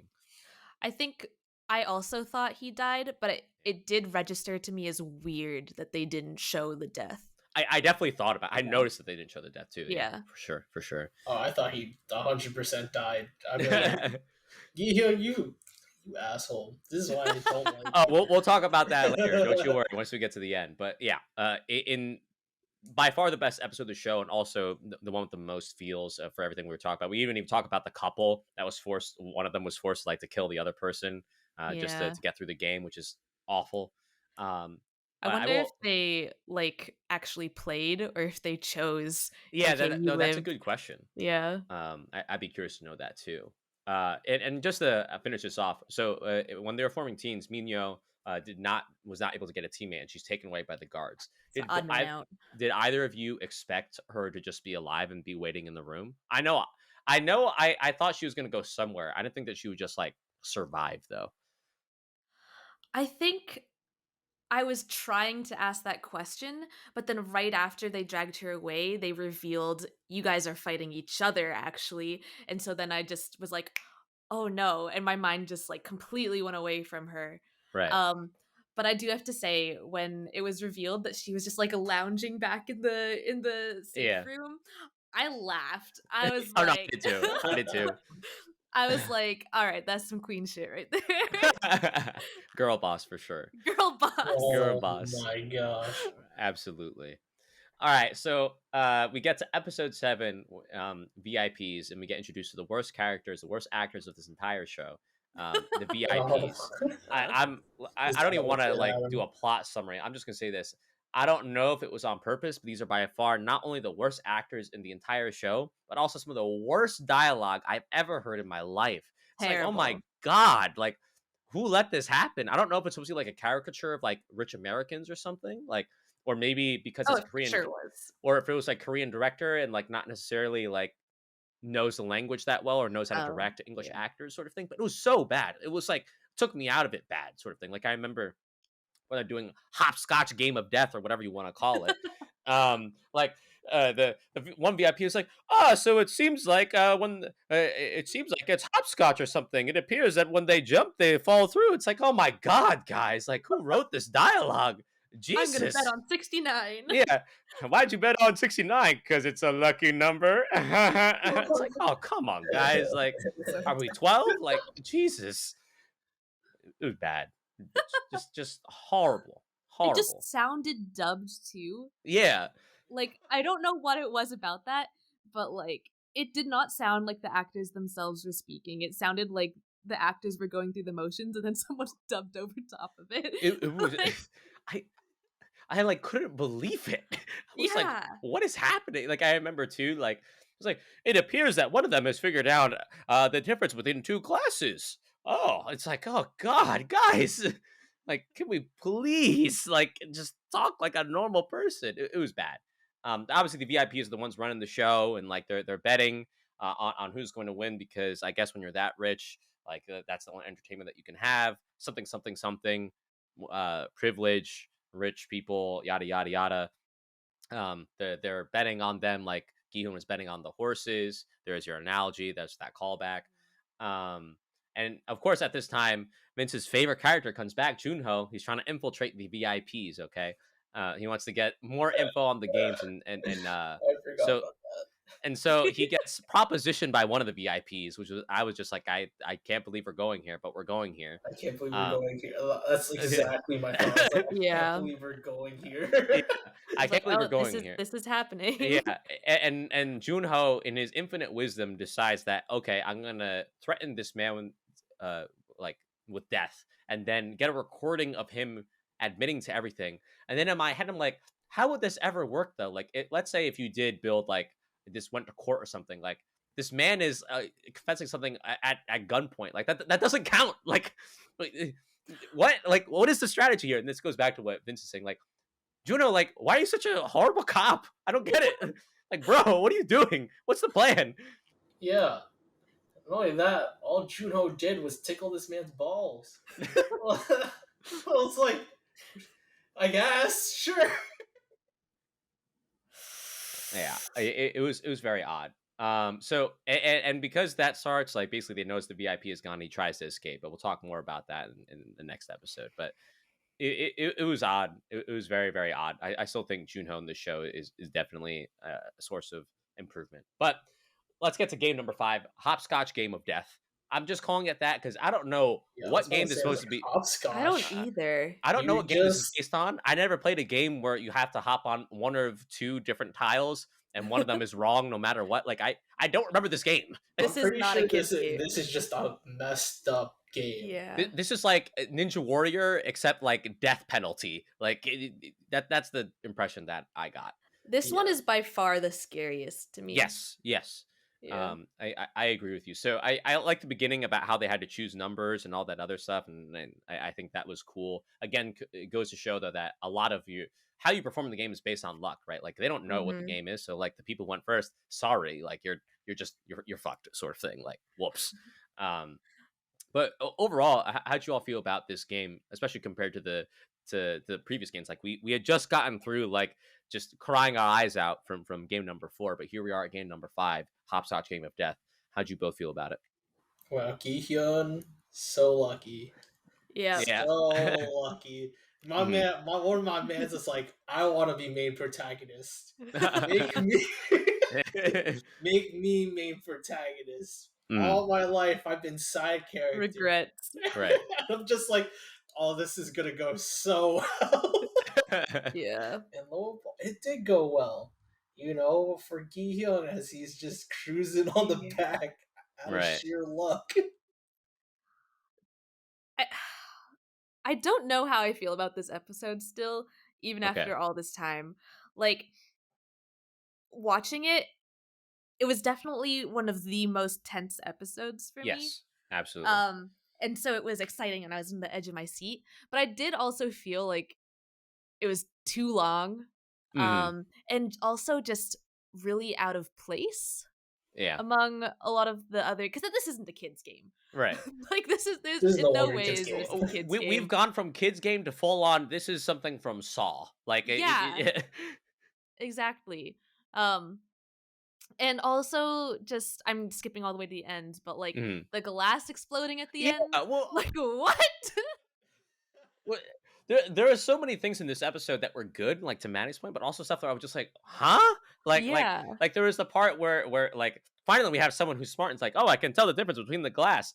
And then like frontman's like, well, can't have that, can we? And like alters the rule of Yeah. the game. It's like, what? Like, what happened to your fairness speech? What? Yeah. So that was a weird thing too. And then like they all make it through the game to Maddie's point, and then they explode all the glass. It was like, what kind of reward is that? Like it turns out obviously that it's only fatal for like Sabiok.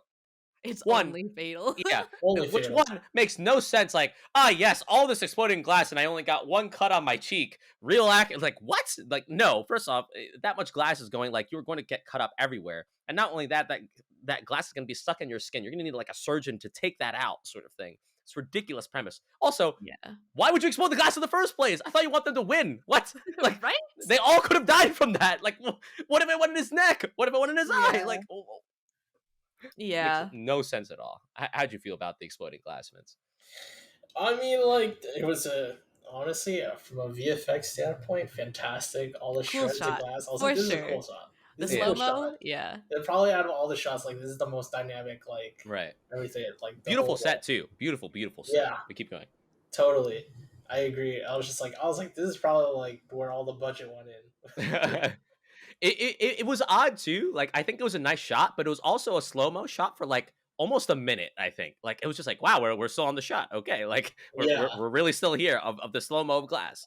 I was like, it was very odd. The glass cutting them up, and I was like, that's cool. I was like, I like this. I like that detail. But aside Right. from that, like, yeah, like the whole journey up to that point was just like, what? Why? Like they won. Like why did Sabian have to get stabbed in glass? Oh, Yeah. I know. I was like, no, you do not do that to her.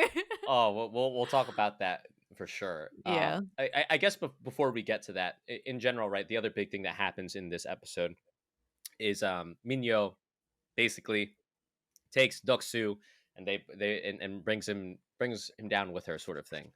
Yes. Which is again foreshadowed by him diving off of the bridge, right, in one of the initial episodes.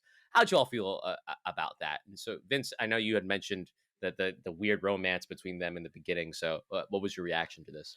I mean, beautifully tragic is like how I felt about it. Where I was just like, yeah, this seems just. I mean, like she's just like, I'm not gonna survive. You as hell are not gonna survive. It's like, so let's just see what's going to happen and take chance, right? Yeah. Right. I mean, again, the whole romantic part still weirded me out. I was like, you still have feelings for him? I'm like, I'm here for Nah. revenge. Right. Yeah. This is great revenge if it's just revenge for revenge sake. I was just like, there's just this weird tension where I'm just like, is this still romantic? This is a weird romance. Right. I think one of my favorite things about this episode is how they established what's his name again? Which one? Who are you talking The about? gangster? Doksu. Doksu. they establish him as like a true coward. Like you Yeah. have a sense throughout the whole show that like it's really a bravado Hmm. and he's just acting tough and mean because that's how he's survived and Right. how he's been able to get through things. But Hmm. like you really see that he's just a asshole and a coward here. Hmm. And it just feels so good to see him go down. Right. No, I agree with you. I was like, I'm good riddance. See ya. Yeah. Glad you're gone, sort of thing. Absolutely. And I'm glad you pointed that out too, because even though Doksu has allies in the show, it's shown very quickly that they're all willing to turn on him. And that's Hmm. evident even from when they exit the game, right? Where like his boy picks him up, and they go to the bridge, and like, oh, by the way, I got everyone here to surround you, like sort of thing. Like clearly, like even though he's able to gain allies, none of them have any love for him. So I'm No. glad that you really pointed that out.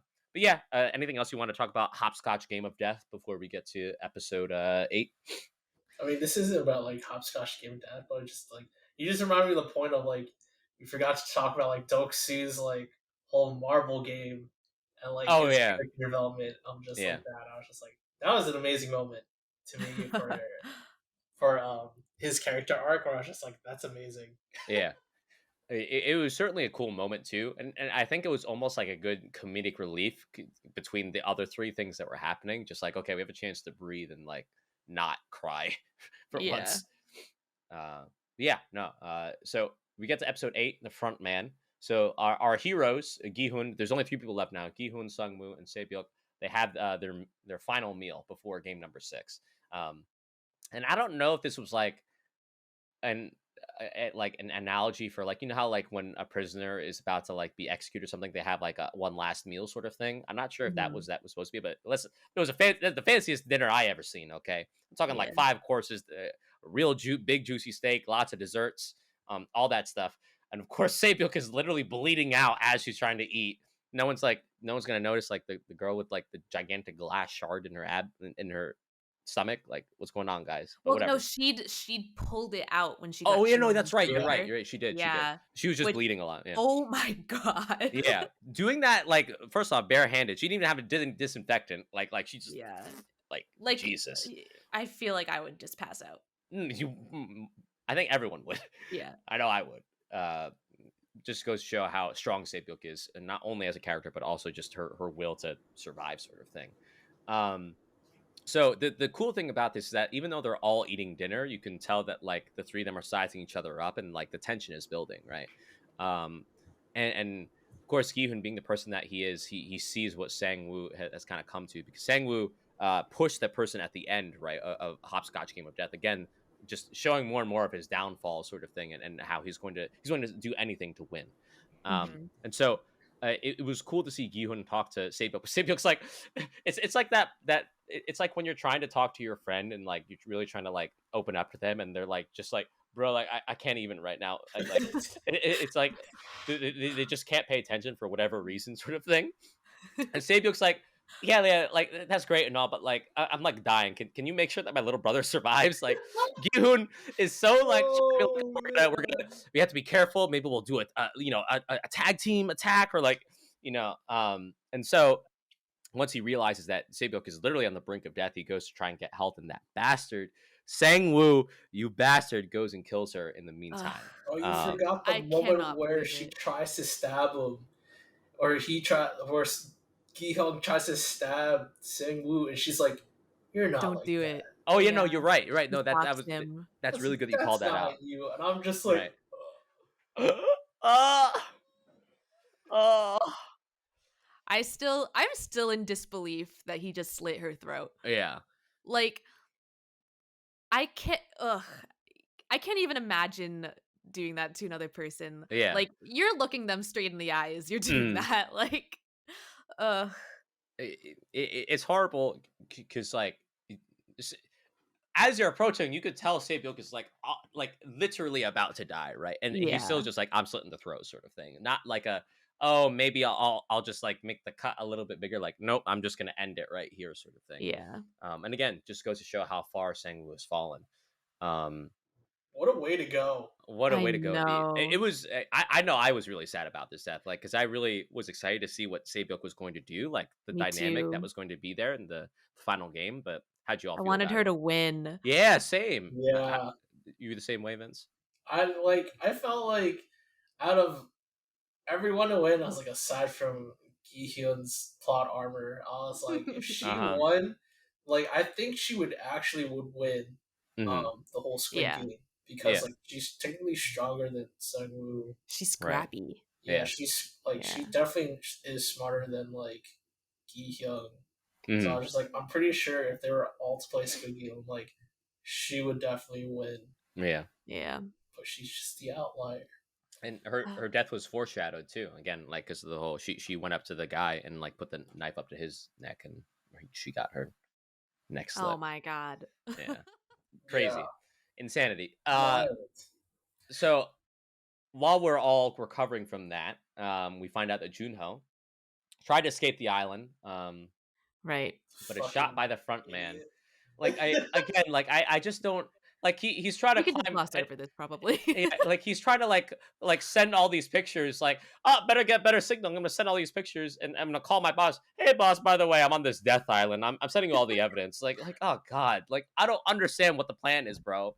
Uh, so he does that, and then it's revealed, right, that like so he shoots the front man, and then of course it's only in the shoulder because why wouldn't you go for the kill, Junho? But whatever, and then of course you'll never guess this. The front man is actually his brother. I'm just like, Whoa. Oh, what? No way. There's definitely like in the beginning, I thought the front man was the guy from Train to Busan, but then as like we got deeper in the Junho plot, I was like, okay, so the front man is his brother. Okay, like it was a reveal that was like whatever. I'm glad the actor's in it though. He's a pretty famous Korean actor. He's in stuff like I Saw the Devil. He's even made appearances in American films. So I like the actor, but like I wasn't surprised by the reveal. No. I think it's so clear that Junho is not dead because you didn't see the body. Also, like he was shot in the shoulder. shot in the shoulder. He'll be fine. And I think this just goes back to what we were talking about before about like this whole subplot like ended abruptly. It was like we're doing this investigation. It's really cool. But, like Junho's a pretty horrible police officer. And also it didn't go anywhere. Like it. I'm reserving judgment until Yeah. after season 2. Right. Okay. Yeah. I think that's I'm fair. gonna see if they manage to do anything with it. Mm-hmm.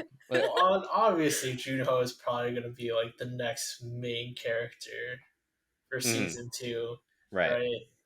I was like, if Gihyun is like also the main character, well, actually, I wouldn't be surprised if like those two just teamed up. Yeah. That'd be I agree. fantastic if they teamed up.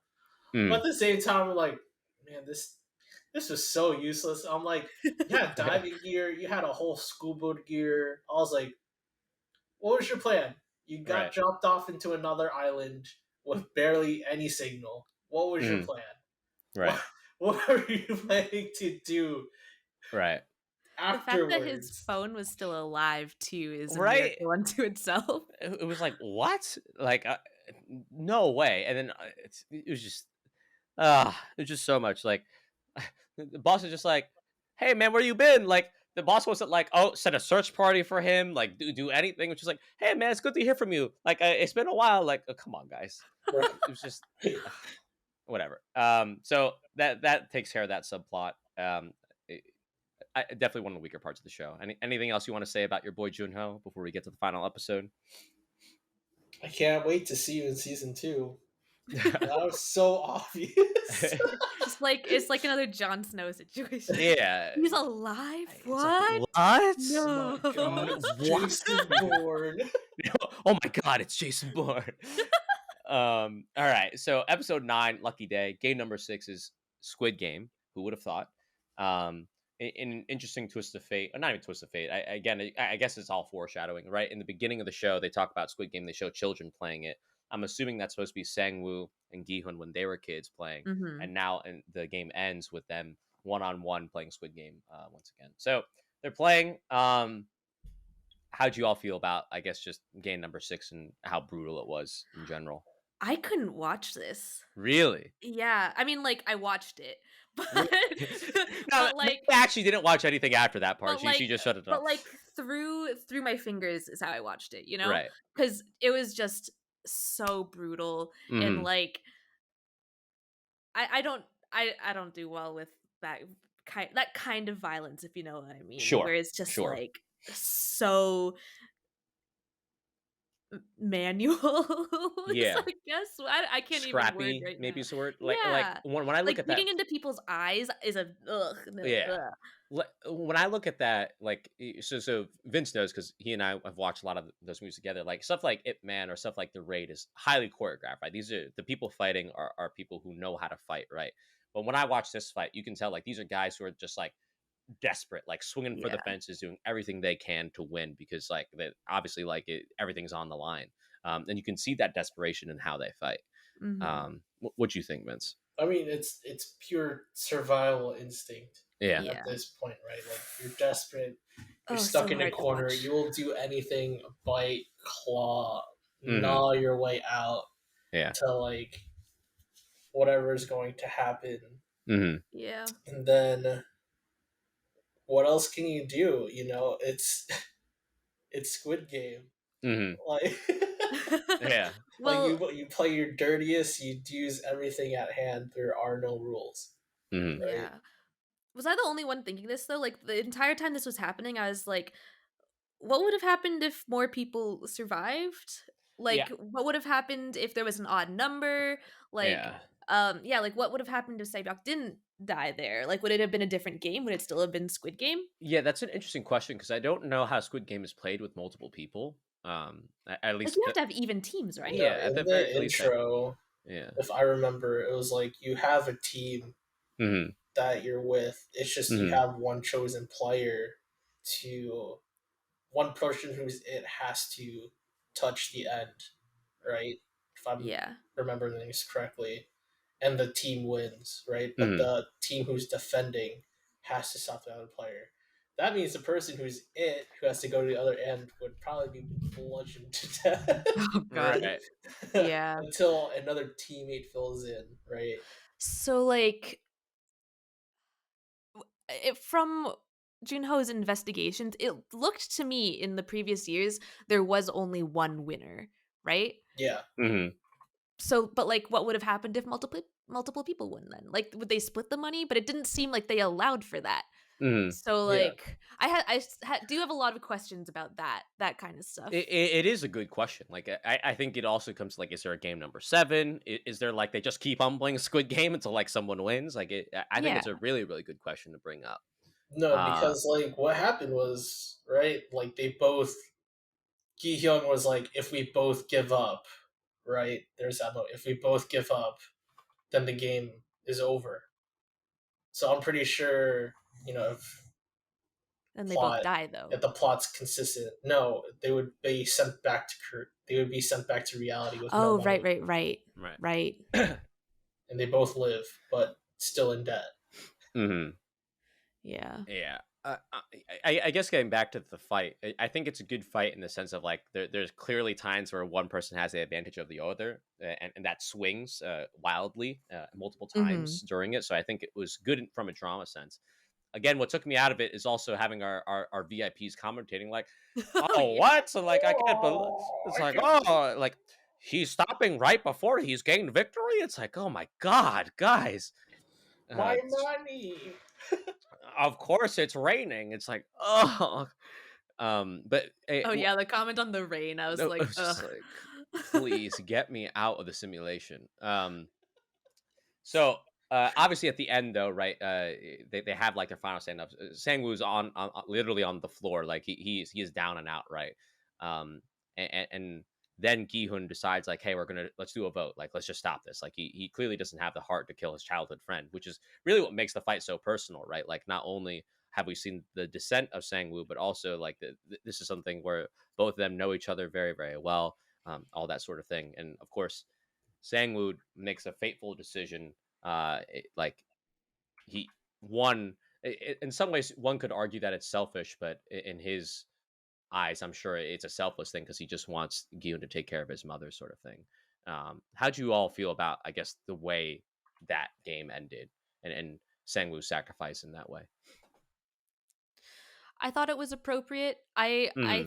thought it was kind of him being like at least honoring the rest of the people who died in the Squid or not in the Squid Game in Sure. the games itself, Right. because if they did just back out, then like what was everything for? Hmm. Hmm. Um and so that's kind of like the way that I saw him, or the way that I at least wanted him to be thinking in that moment. So it felt fitting to me, and again, it also just felt practical, which was very in character for him. Yeah, Yeah. I agree. What about you, Vince? Yeah, no, I agree with Maddie. Where it's just like he Gihyun pretty much carries all these burdens. He has to take care of his mom's hospital bill. He has to take care of Savyok's brother.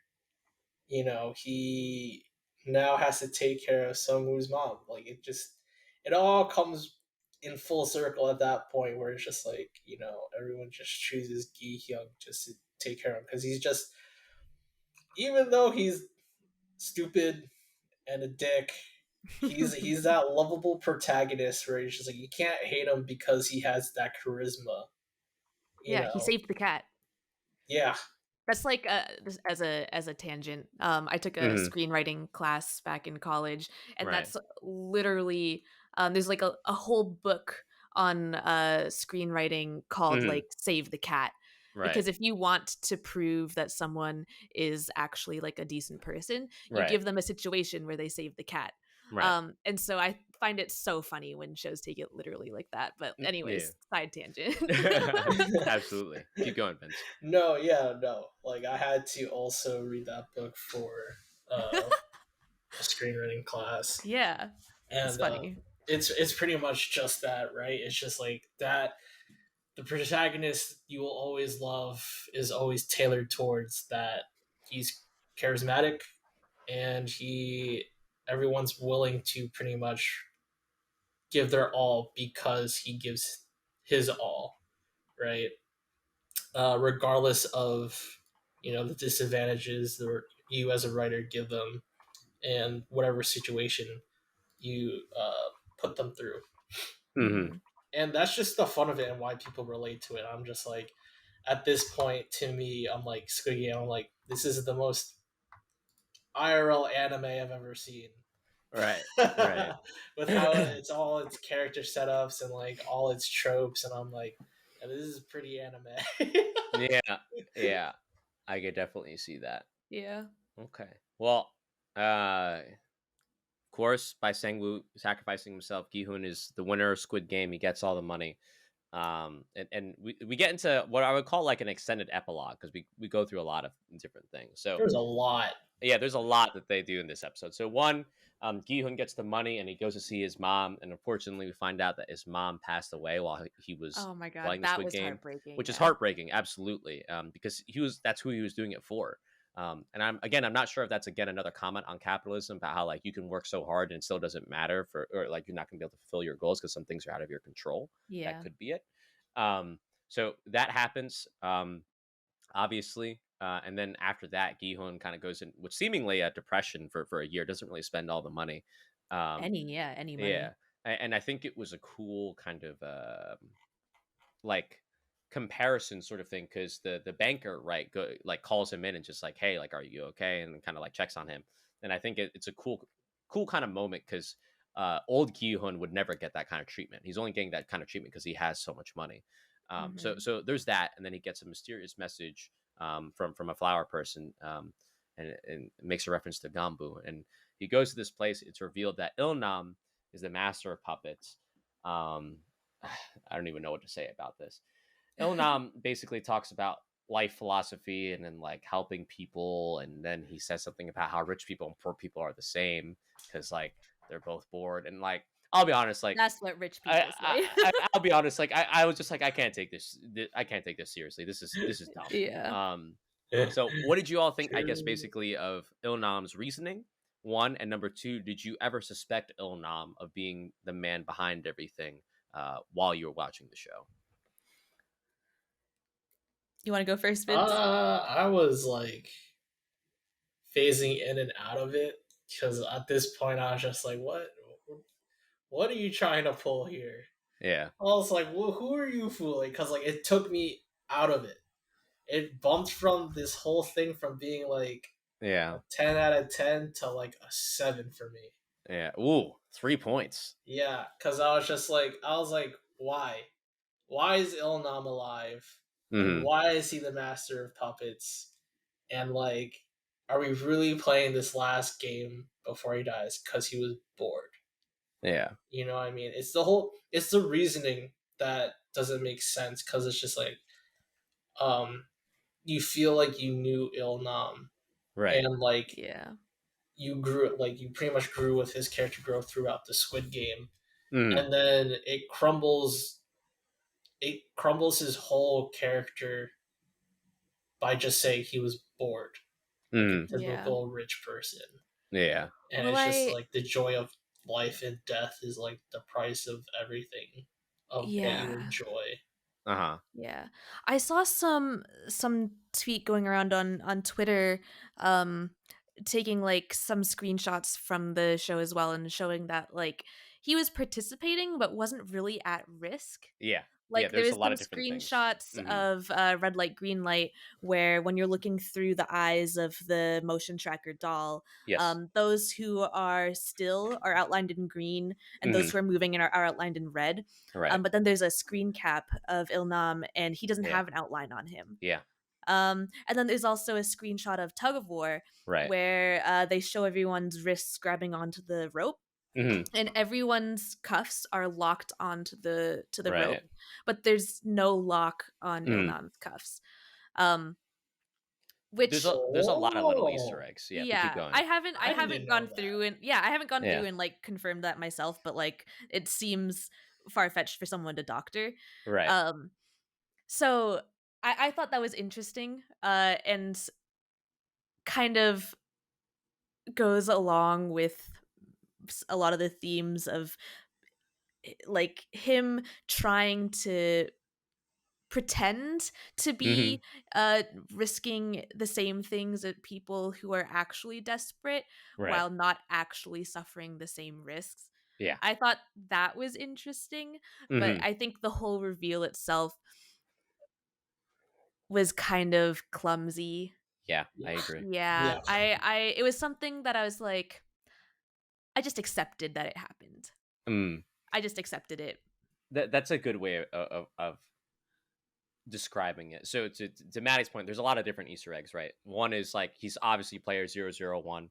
He has clearly has a familiarity with the games, and even when they're giving food out, he's like, "Oh, this is like the food that I would give to my kids, or like that my wife would prepare." He's the last person to vote. When Junho is going through the player handbook of this Squid Game, he's not on the first page, even though he should be because he's player 001. No locks on Tug of War, like you mentioned. He's the only old person there. Like clearly, everyone there is Mhm. probably between 20 and 40 in terms of age. So there's a lot of little different like hints, but I certainly didn't think anything of it. It's only like looking back and hearing people analyze the show that I realized that it's I agree with you. I think it's just clumsy. And that could be on purpose because to show like rich people just have dumb justifications for things. But like I Yeah. also I more so felt like you guys kind of didn't stick the landing here. Like I feel like I'm supposed to have an emotional reaction to what he's saying, and all I feel is like I don't care. Like that's a dumb reason. What's wrong with you? Why would you kill people like that? Yeah. Um, Yeah. and it was just bad. I think. What were you gonna say, Vince? I mean, along with that last game, he's like, "Is someone gonna save that drunk man or not? Yeah, Let's see Giehun before I pass away." it's like come on on. on the dot Yeah. at 12 I'm going to die or at whatever. midnight. It's like, oh Yeah. God, whatever. I was like, all Anyway, right, Scrooge, McDuck, yeah, we know where this is going. like I have no sympathy for you when I found out that you set up a death game for over 30 years and had hundreds of people like killed. Like, bro, like it's y- you were so good at episode 6, sort of thing. Yeah. Um, so anyway, Giehun obviously shaken by this, but eventually kind of gets his act together. He gets Sae-byeok's little brother from the foster home, which I think was actually a very cool like little moment sort of thing. And he gives him to Sang-woo's mom, along with a fuck ton of money. Um, and that way is kind of fulfilling the two promises of the final two contestants, right? Helping Sae-byeok's little brother as well as Sang-woo's mom, sort of thing. Giehun then goes to the hair salon and decides he's going to dye his hair red. I'd An be ugly interested. ass red. Just the Yeah, worst. like the worst red. It was Like, so ugly, dude. look like bro, like this. I don't. What were you even thinking, sort of thing. I'd be interested to hear what both of you think about that. But in general, he goes. He sees Gong Yu on his way to the U.S. Train to Busan guy, and he was like, "Oh snap, it's still happening." And so he decides to go back to the games for whatever reason, one something like that. How'd you all feel, I guess, in general about this ending? You go, Maddie. I'm excited at the prospect for a season 2. Is where I was left off at the ending. I didn't think that there would be a possibility when I was even midway through the show, but reaching this point, I'm like, yes, I want more. And I really hope that they go in like a totally different direction, instead of like rehashing their main points. I think like Giehun abandoning his daughter again is like a whoops. It's like, What? oh god, Oh my gosh. That's terrible. I loved seeing the salesman just kind of like wave to him as he yeah. left through the train and the subway. Mm-hmm. The red hair, let's not even talk about that. I don't want to. Um and that's about it. Those Yeah. are my thoughts. How'd you feel, Vince? I mean, it was great. I thought the red hair was an awful, awful choice. Like I've heard people say it's supposed to symbolize how he's trying to like be on Change. the side of like the workers, like he's trying to like infiltrate them and like Oh, is that what that was fix, supposed to like be? it's supposed to be symbolic or something of him like trying to go back into the game and fix it, or like dismantle it from within. And I'm like, but I it didn't still pick looks up on that. It horrible. still looks Yeah, It horrible. still looks horrible. Bad character terrible. design is still bad character design. It was Yeah, on point throughout the whole thing, yeah, except for Gihyun's dyed hair. yeah, I hope they retcon that. yeah. You know, you know, same. And it's like, and it's interesting that you make a point where it's just like for season 2, like I'm so curious that if Hmm. they change it, right? It's like, what if instead of Squid Game, it's like Octopi Wheel of Fortune? I don't know. I would love to see like different games being played. As much as I Yeah. wish that they will go in a different direction, like Hmm. seeing like this with different games. Like imagine how horrifying hide and seek would be. That'd Right, be right. fantastic. Oh my That'd be Mhm. god. fantastic. I would Kick the love that. can. Oh god. Things like that. Tag. Tag, yeah, Yeah. freeze tag. Oh god. Yeah. Right, rock paper scissors. But yeah, anything else you want to say, Vince, about this ending besides horrible character design? Yeah, kind of messed up that you just know that like it kind of also solidified like Gihyun is an asshole. You abandoned your daughter. I was He's like, what? It's like it's the same thing with Gihyun. It's just like, what is your plan? If yeah, you're trying to dismantle an international global game right. that kills people Hmm. from inside out, it's like then you would have to pay the debt of the world because again, Yeah. like the VIPs talked about it, where it's just like, I'm glad they held it in Korea this year, right? I was like, what if Hmm. next year it's like Italy, Right. right? I was like, what if they're trying? What if Netflix is trying to Americanize this, and the next game is in America? Which I would Right. absolutely hate Yeah. that adaptation.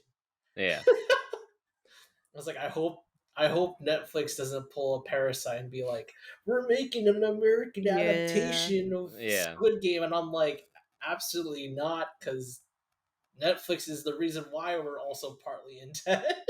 Right. Sure. But aside from that, I'm pretty satisfied. I'm pretty hyped for what season 2 is gonna be like.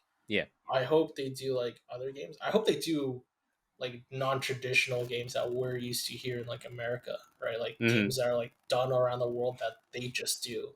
Right. That's fantastic. Again, I bring it back to like Ali and being like, he's just a man who just immigrated to Korea, right? He doesn't know Yeah. much. I'd Right. love to know like what games they play, like other traditional games like Japan or like Hmm. Yeah. Philippines or like Singapore, Indonesia, whatever, all those other Southeast Asian countries or like other countries surrounding Korea. Yeah. Right? It'd be fantastic to see like different characters, even like Hmm. I'm fine with like Squid Game just even being just a general umbrella term, Yeah. which is just like Yeah. meet Squid Games Switzerland. Right. you know, it's Yeah. like naming random countries like welcome to Squid Game Canada, where it's just like Hmm. everyone's just hopefully playing hockey. Yeah. A deadly game of hockey. The deadliest game of hockey of all time. Yeah. Uh, What are your thoughts, Adam? I think. Well, one, I think we all agree the red hair is god awful. It's just a horrible choice. Just doesn't work. I agree with you, Maddie, that I love the whole Train to Busan guy waving on the train. By the way, away. I think that was really good. It's weird because him deciding to stay says a couple of things. One is like it shows in a way it resurfaces his whole gambling addiction side and like how he can't let that go. Again, uncut gem vibes is what I get from that. Definitely check out that movie if you haven't seen it. But the other thing I also get the vibe of too is like I wonder if the story is trying to set up like this whole like okay, well now that Giehun is a rich person, right? Like is it saying that like capitalism it like this is a good tie into like kind of us talking about the themes, but like so much of the show is about a criticism of capitalism, right? But in the end, technically, the most quote unquote likable person still did win all the money, right? And therefore, is it saying that capitalism does have a ability to self regulate? I don't know. The other thing that I'm thinking of too is like now that he's a rich person, he's trying to combat all the bad rich people. So it's like a good rich people versus bad rich people thing. So then in my head, it's like, is Yun like Batman right now? Is he like trying to use like his? Is he trying to use like his money for Yo. good? Like, is he like Iron Man in that way? Yeah. And so I think that's an interesting like idea, and certainly it creates obviously season two potential. I think it's horrible for his daughter. Not even like a hey, by the way, I'm not getting on the plane. Like, nope, I'm gonna go. I'm not even gonna call my daughter and tell her like, yep, sorry, babe, not coming to USA. Yeah. Maybe I'll see you like sort of thing. I think again just shows where his priorities are. But certainly, like I said before, it sets up season two. Yeah.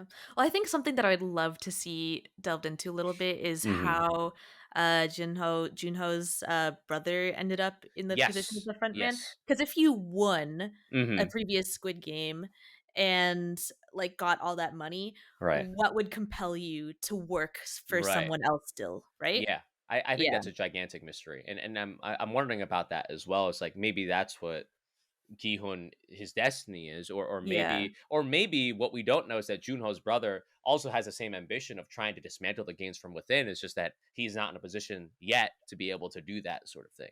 Yeah. Very like kind of interesting situation idea of where the story can go.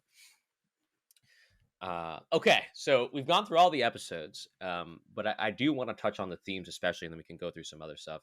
Vince, I know that you've done a fair amount of research and also just kind of experienced it yourself. Clearly, the show is talking about debt, modern capitalism, economic disparity, things like that. So, how did you feel about the way it was kind of portrayed, and also kind of like I guess like the way it reflects what real life is like? Uh, I'd say it's pretty spot on. So, Mm, so like my thing is currently is like going through art school, which I would never suggest anyone should ever go through unless you're okay. trying to accelerate yourself into the arts. Hmm. Aside from that, you can do art yourself. You just need the drive, motivation, and the money to just support yourself. And Do Maddie is not a go perfect to example of that, by the way. do not go into art school thinking Stop. that you're just going to be some god and then you're able to just go in. No, it's only for connections, and I say this with conviction because it really is a gamble. especially when you're going to art school, and um, every art school is practically a private institution. Where Mm-hmm. Mm-hmm. here in America, your tuition is as high as like 100K, right? Oh yeah. That's how much I have to pay off, and so it's just like it's crippling. It dead ass is crippling, and once your year is up, or your 6 months is up, it's like there's this sense of like fear and dread that comes into your life that's constantly just overwhelming you and like looming over you. It's just like, okay, I tried everything I can. Still don't have any job prospects because of COVID. Still don't have any other job prospects because my skills are lacking. Um, what more to do, because you can't accelerate your art process, right? It's always a journey. It's always a climb, Mm-hmm. right? And like going through this process, you have to think about it too, right? The backstory of Squid Game and how it even got launched. It took the director 10 years to get this 10 approved Right. years. And Yeah. he by started company. writing it during the Great Recession as well, which adds a bit more to the whole idea of it. But keep going. Yeah. And even adding into that concept of just like, aside from American prospects, is the crippling uh, debt crisis in Korea, where it's even like double to what we have here. You know, it's interesting to see that it's just like, post Korean War, and how the American economy changed Korea as a whole, Mm-hmm. right? And it's just like it's not long term. Right. Um, Politics aside, personally, it's just like it's crippling. It's dread. Whatever they felt, you know, after they got dropped off, is like literally what I think what other also feel post college, right? Like it's interesting because it's just like they tell you you're guaranteed a job, but you're not really. Mm-hmm. They need skill sets, especially in these like COVID times, right? So it's really a difficult pill to swallow when seeing Mm-hmm. Squid Game, because like you relate it so much, but there's also a cultural dissonance to it, right? Mm-hmm. But you can't help but connect the dots of just like, okay, there's the Great Recession, then there is post Korean War, and Mm-hmm. then there's the American influence on democracy within the whole nation of Korea that we'll never know, we'll Right. never understand, right? Because we're Mm-hmm. not Korean, and even trying to get the perspective from Korean Americans is also difficult themselves because they're chasing the American dream, Right. Mm-hmm. right? And essentially, like what Giehun has obtained is the American dream of just getting out of the hole and doing it yourself, right? Pulling yourself up by the bootstraps. Right. Disgusting. I Right. absolutely hate that philosophy, but I think that's just a millennial slash Gen Z thing. Sure. But aside aside from all that, it's just you can't you can't relieve that pressure unless you're doing something yourself, and it's just Mm-hmm. like we're all in that hole now, and it's Mm-hmm. just difficult to get out, and it's just almost a topic to be seen that I don't think most Americans even know. And Mm-hmm. again, I'm so interested in this cultural phenomenon worldwide that's just like, do they really know about the Korean debt crisis, or like how the economy is going through COVID times, right? Right. And even in the creative flow of just like, why did it take 10 years for this to get approved, when like everyone thinks that this is such a genius story? Right. But the tropes, the topics aren't new with games like these. Like for example, like again, we have Hunger Games, we have like anime that constantly goes through these cycles. I Yes. can Right. like listen to like tens of thousands of these, list off like 10,000 like anime that goes off of like this kind of Mm-hmm. death game trope. And I'm sure other shows and movies have like played off it that are like quote unquote dystopian but completely missed the mark. Like to me, I don't like the Hunger Games. Completely misses the mark, and like is very unrelatable. But I get what people thought it was, You get the appeal. yeah, the appeal for what it was at the time. Yeah. But yeah, that's pretty much it of how like I can relate to this, because like I'm currently going through it. Mm-hmm. Like personally, I would like to ask the question of just like, do you guys think you would survive the Squid Games? No, I think I would. No, I'd be I fine. wouldn't. no, I don't think I would. I would. No. Unless it's like rock paper scissors or like a chance of probability, I'd fuck up. I don't Mhm. understand marbles, so I'd die there. This is why I'm saying the greatest superpower you could ever have is just incredible luck. Yeah, The yeah. best luck ever. Mm-hmm. Put luck up to 10. Invest all your points into luck for sure. Yeah. Maddie, you were the one who actually first brought up us talking about like kind of its criticism of capitalism in the show. So, did you have any other thoughts on that? Anything you wanted to expand on now that we've discussed the show in its entirety? I mean, I come from a pretty well off background, Mm-hmm. so I can, what is it? Sympathize, empathize. I don't remember which one it is. It's one of those. Yeah, it's one of those with like the situation and just like the emotional and human aspect.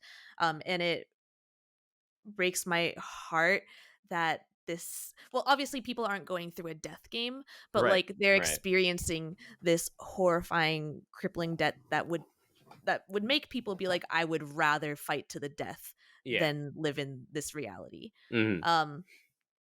So I think it's a show that everyone can enjoy, and like there's themes that are important for everyone to acknowledge, Yes. even if you're not in, even if you can't really relate to the situations of the characters. Mm-hmm, mm-hmm. Yeah. There's a lot to unpack in this show, and we could probably do it literally an entire other podcast on it. But what I'll add is this one. This is one of the we've seen a lot of media, to kind of Vince's point, especially in anime that tackles some tropes or at least some ideas in this way. It's just that we've never seen them all in one package. Like a couple of ones that come to my mind, especially when talking about capitalism as well as kind of rich versus poor. Parasite is the one that everyone talks about, but also even other movies like Knives Out, Snowpiercer, Elysium. All of them deal with kind of classes and how society kind of works in that way. Mm-hmm. I think what Squid Game does very, very well is one, it shows a lot of illusions, right? It shows the illusion of choice, right? The contestants are given the choice to leave and also the choice to come back. But technically they're in a damned if you do, damned if you don't situation, given everything that's going on in the outside world. So there's the illusion of choice, right? Even though you are choosing to do this and try and win some money, the reality of the situation, and we see this through the VIPs, is that the rich are the ones who are controlling power, no matter what you kind of do, right? And we even see that with Giehun, that once he has money, he has power. People pay attention to him. Yeah. And even though like you do have a choice to do certain things, there are still things that are outside of your control. And again, Giehun's a perfect example of this, of how he lost his job through no fault of his own, sort of thing. That was something that was out of his control. Then there's the whole illusion of fairness, right? Maddie already said it. We have the whole pull yourself by your bootstraps and you too can be successful sort of thing. But as we see through the games themselves are never fair. A randomness does not mean that something is fair, right? People sacrifice their time, your health, and your body to survive and succeed. And we find out that, especially in the games, that so much of luck plays a huge part, right? Giehun was so lucky in Hopscotch Game of Death that he was last and not in the front sort of thing. It's kind of like standardized testing, how we usually like to say things like standardized testing, the SAT, are actually meant to not gatekeep, that they're meant to be inclusive and to decrease like kind of Awful. just decrease Truly awful. inequality. But we found like pretty extensively that standardized testing is actually the complete opposite, and it actually does gatekeep, and it actually doesn't do any of the things that we hope it does. Mm-hmm. I thought of that when looking at the kind of fairness aspect of it, and then of course there's the illusion of equality, right? Literally in the games, right? In the beginning, right? It's about like, hey, if you win, sort of thing. But as we get to Tug of War and onward, your success is to the detriment of those around you, sort of thing. In a lot of Yeah. ways, that's kind of like what capitalism is, unfortunately. While the people at the top are just untouched. Yeah, while the people at unscathed. the top Yeah. are still in touch, which is a great point. Like I said before, the rich are still going to be there, the ones who control, the ones who are still powerful. Um, and again, like you think it's equal, but then you have the VIPs who purposefully change the games, like Hopscotch, Game of Death, sort of thing. So there's a whole bunch of stuff in there. And Vince, you even sent me this too. Like recently there was a protest in South Korea where people dressed up as Squid Game characters, just to talk about like how they're not happy with the economic situation there, whether it be the housing crisis and debt crisis, whether it be about employment and things like that, and just the economic disparity that kind of exists. So there's a lot to unpack with this series, and I think it's probably a testament to how universal those themes are, along with the character work, that as to why it's so popular. Mm-hmm. And something that we've touched on before as well. One of the biggest themes is like, what would you do in that situation? Like holding on to humanity in the face of such a desperate situation, sort of thing. Is the fact that Giehun is the most human of the players an indicator that capital still chooses slash self-regulate, sort of thing. Kind of a lot of stuff in this series, but we've been talking for about 2.5 hours, and I want to be mindful of both of your times. There's a whole bunch of other stuff that we could talk about, whether it be cinematography or score or soundtrack. Is there anything that either of you really want to call out, whether it be a good or a bad thing, before we wrap things up? Shout out to the cost and design. Oh my gosh, yeah. Costume design is great. So Gonna see so many people in those costumes for Halloween. Oh. Let's go. Yeah. In general, the art direction of the show, I think, is incredible. Incredible work. Absolutely gorgeous. Yeah. Set design, Mhm. identifiable music too. Yes. Yeah. Yes. Lots of nothing like iconic sort of thing for the music, but definitely it fits the mood. There was never anything where I was like, wow, this is like awful sort of thing. Really? I thought the music was iconic. Dude, imagine like waking up and all you hear is do, do, do, do. Yeah. That is pretty Like good. you hear that Just and like- you know Squid Game. Yeah, right? yeah. Oh. Even the cinematography, there was a couple of stuff too where I was just like, wow, like this is a really good shot, or wow, like then would not expect this kind of quality for a TV show, sort of thing. Mhm. And I think I said it before, but I really applaud the use of practical effects. There's not a lot of CGI in this, besides the glass explosion that went on for a minute. Also, like the whole island opening up and then Oh, closing. yeah. And I'm like, how do people not see this in like I don't know, satellites? Yeah. The rich people own the satellites. Oh Yeah. shit! Come yeah, on, yeah, Vince. right, Come right, on, bro. right. My bad. Get it together. But yeah, anything else either of you want to point out? I like we have we've talked about a lot of our grapes, but it's just great show. Yeah. Great show. Great show. Well, with that, Maddie, what are your closing thoughts and your final rating for the show? I give it 2 squids. Out of 2 squids. I Okay. don't know. 2 squids out of 2 squids. It's just 2 squids. There you have it. There you have it. What about you, Vince? I thought it was pretty great. For what it's worth, because we're stuck here in COVID, people are obviously hyping it up. Mm-hmm. But like compared to like other medium, like anime that I've watched and like some cartoons and movies, I'd say like this is probably like the tightest I've ever seen out of the genre. Sure. Mhm. Sure. Right? A lot of the times like the stakes don't seem high. Like again, you lose a limb, right? Or what Kakegurui, or you bring shame to your company, Mm-hmm. Mm-hmm. right? Which is like I love the anime, but it's like there's literally no stakes in Kakegurui, which is hilarious to me. And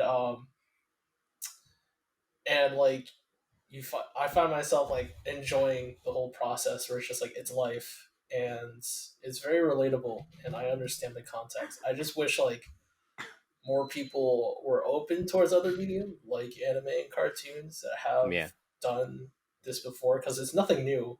But I think everyone who hasn't been familiar with this kind of genre or hasn't related it too much should definitely find themselves checking out other things like Dead Man Wonderland. Fantastic. If you haven't seen Alice in Borderland, great Honestly, before I give my final rating as well as Vince does, why don't both of you just give out all of your recommendations for things that are similar to this? Yeah. Alice in Borderland.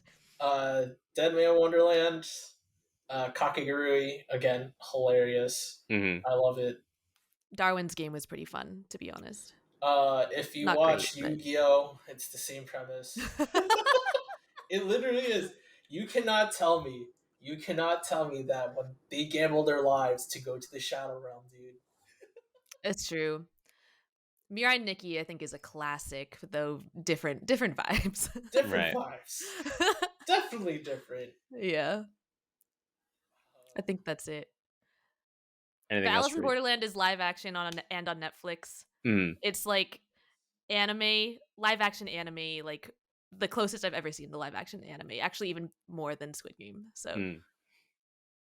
While you're thinking, Vince, I don't watch as much anime as either of these two do, but I will recommend a couple films. Obviously, if you haven't seen Parasite, must watch. Highly recommend that. Knives Out, like I said before, Snowpiercer, Elysium. These are all movies that deal with classes and society and capitalism in that way. So definitely recommend checking those out. Anything else you want to say, Vince? Any other recs? No, not that comes on the top of my mind because like Okay. there's not, even though there's a lot out there like you guys have Mm. listed, it's not a very common medium of you also get a lot of animation. trash. Yeah, Yeah. a Oh, also lot Battle of Royale. trash. Battle Royale. If you haven't seen So that, much trash. The definitely OG, the definitely recommend OG Battle Royale. Battle Royale. Yeah. Yes. Okay. Um, Yeah, for me it's like 7, 7.5 7. out of 10. If it wasn't for that ending and It Jihyun, wasn't for that damn red hair, it would have been a 10 out of 10. yeah, and Junho, like Junho's character, I'd be like Ilnam. totally fine. Mhm. Okay. When you go into a show like this and you hear it's the biggest Netflix show of all time, and when you say that, right, you're immediately comparing things to like Stranger Things, Cobra Kai, House of Cards when it first came out. Like it's pretty high expectations. And certainly when I saw the show, I was like, okay, like this isn't really perfect, but to both what Maddie and Vince said, amazing show, great show. There are flaws for sure, and we've talked a lot about them. Junho's plot literally just stops, like it just oh, we're done. It's like, okay. There's a whole bunch of things too, like I've mentioned before about oh, I'm so glad my guard's bullet, or excuse me, his brain is bulletproof, so I could look at this bullet with my naked eye and figure out what it is. It's like, guys, like what? Um, there's other stuff too that we've mentioned before, but overall, I think it's a very well made show. I'm really happy for the creator, who again want to give a big shout out to Hwang Dong Hyuk. I'm sure he put his heart and soul into this 10 years in the making. So big shout out to you, man. I'm so happy for you and that the show is so successful. And I think I said this before. It feels really nice to see a foreign language show, or just any media in general, get so much success. Korea just been killing the game lately, whether it be K-pop, whether it be Parasite, all that stuff. Really cool to see. In terms of a rating, I give it a full price for sure. Definitely not perfect, but still very good. And I'm very excited for season 2. When or if, I'm sure Netflix has already pulled up the dump truck of money over to this guy to get a season 2 going. So very excited for whenever that does happen. Actually, What? he just revealed that he didn't get a lot of money. Netflix got all the money, and Uh-huh. he said that the money that he received from the show was just enough for just to pay for the table. The So table. yeah, I'll send the link. Okay. But, Well, it was just Netflix. enough to put food on the table, is what he Oh, said. well, Netflix, you better be giving him the dump truck for season 2. That's not going to happen. I don't know. It's gotta They better. yeah. That's not going to happen. See, I the streaming service is really weird. I could go into a whole discussion of why right now in the streaming service, like the whole storm of streaming services has been just hell for like directors, producers, and like animation companies in general. right. But yeah, he hasn't gotten much. It's a topic for another day, I guess. Definitely a topic for another day. To close things out though, Maddie, any shout outs you want to give? Words you want to say to the people? How can they follow you? Oh, you can find me. I'm Mads Gray on Twitter, MADSGRAY. But other than that, thanks for having me on this podcast. It's always a fun time chatting with y'all. Mm-hmm. So yeah. Nothing you want to say about BYG or anything like that? Oh, sure. If you guys want to follow my company that I work at, we're Brace Yourself Games. We're based in Vancouver. We done Crypt of the Necrodancer, Cadence of Hyrule, Industries of Titan, and Phantom Brigade. You can just Google those, check us out. I think they're pretty fun. in my totally unbiased opinion. Totally unbiased, no bias at all. Yeah. How about you, Vince? Any shout outs you want to give, or what you want to say to the people? How can they follow you? Follow me on my art accounts, VLabs. You can find them on Twitter and Instagram, and or follow me on Twitch, which I've changed to Venitas Lee. Vanitas. Don't worry about what I changed that. More to come next year in We'll talk more October offline. 2022. All right, and that's it. No shout outs you want to give? No pleas for jobs, anything? No, I kind of just gave up on the job hunt, and I deserve a break for a month. Okay. 100%. 100%. Of course, if you want to follow me, you can follow me on Twitter at Adam_bomb with two M's. Want a big shout out to both Maddie and Vince for being on the podcast today. We did a long one today, but I think we all felt really passionate about this show, and it feels good to be able to talk about it with people you love. Definitely want to give a big shout out to everyone who created this show. I know we talked a lot about the actors as well as the director, but any production this big is going to have a lot of people working on it every single day, production assistants, all that sort of stuff. So big shout out to all of you. You guys made an incredible show. One of the most iconic and memorable shows for a long time. You should all be really, really proud. Snaps of course, want to give a big shout out to everyone who either watched this or listened to this review all the way through. Y'all rock. I know it was a long one, but I hope that you enjoyed it. I know that and any of you could be doing literally anything else with your time, but you're here with us, and that always means the absolute world. But until then, until our next review, which I'm not sure what will be, but we'll figure it out. We're going to try and do another one real quick. We'll see you soon. All right. But until then, take care of yourselves and peace.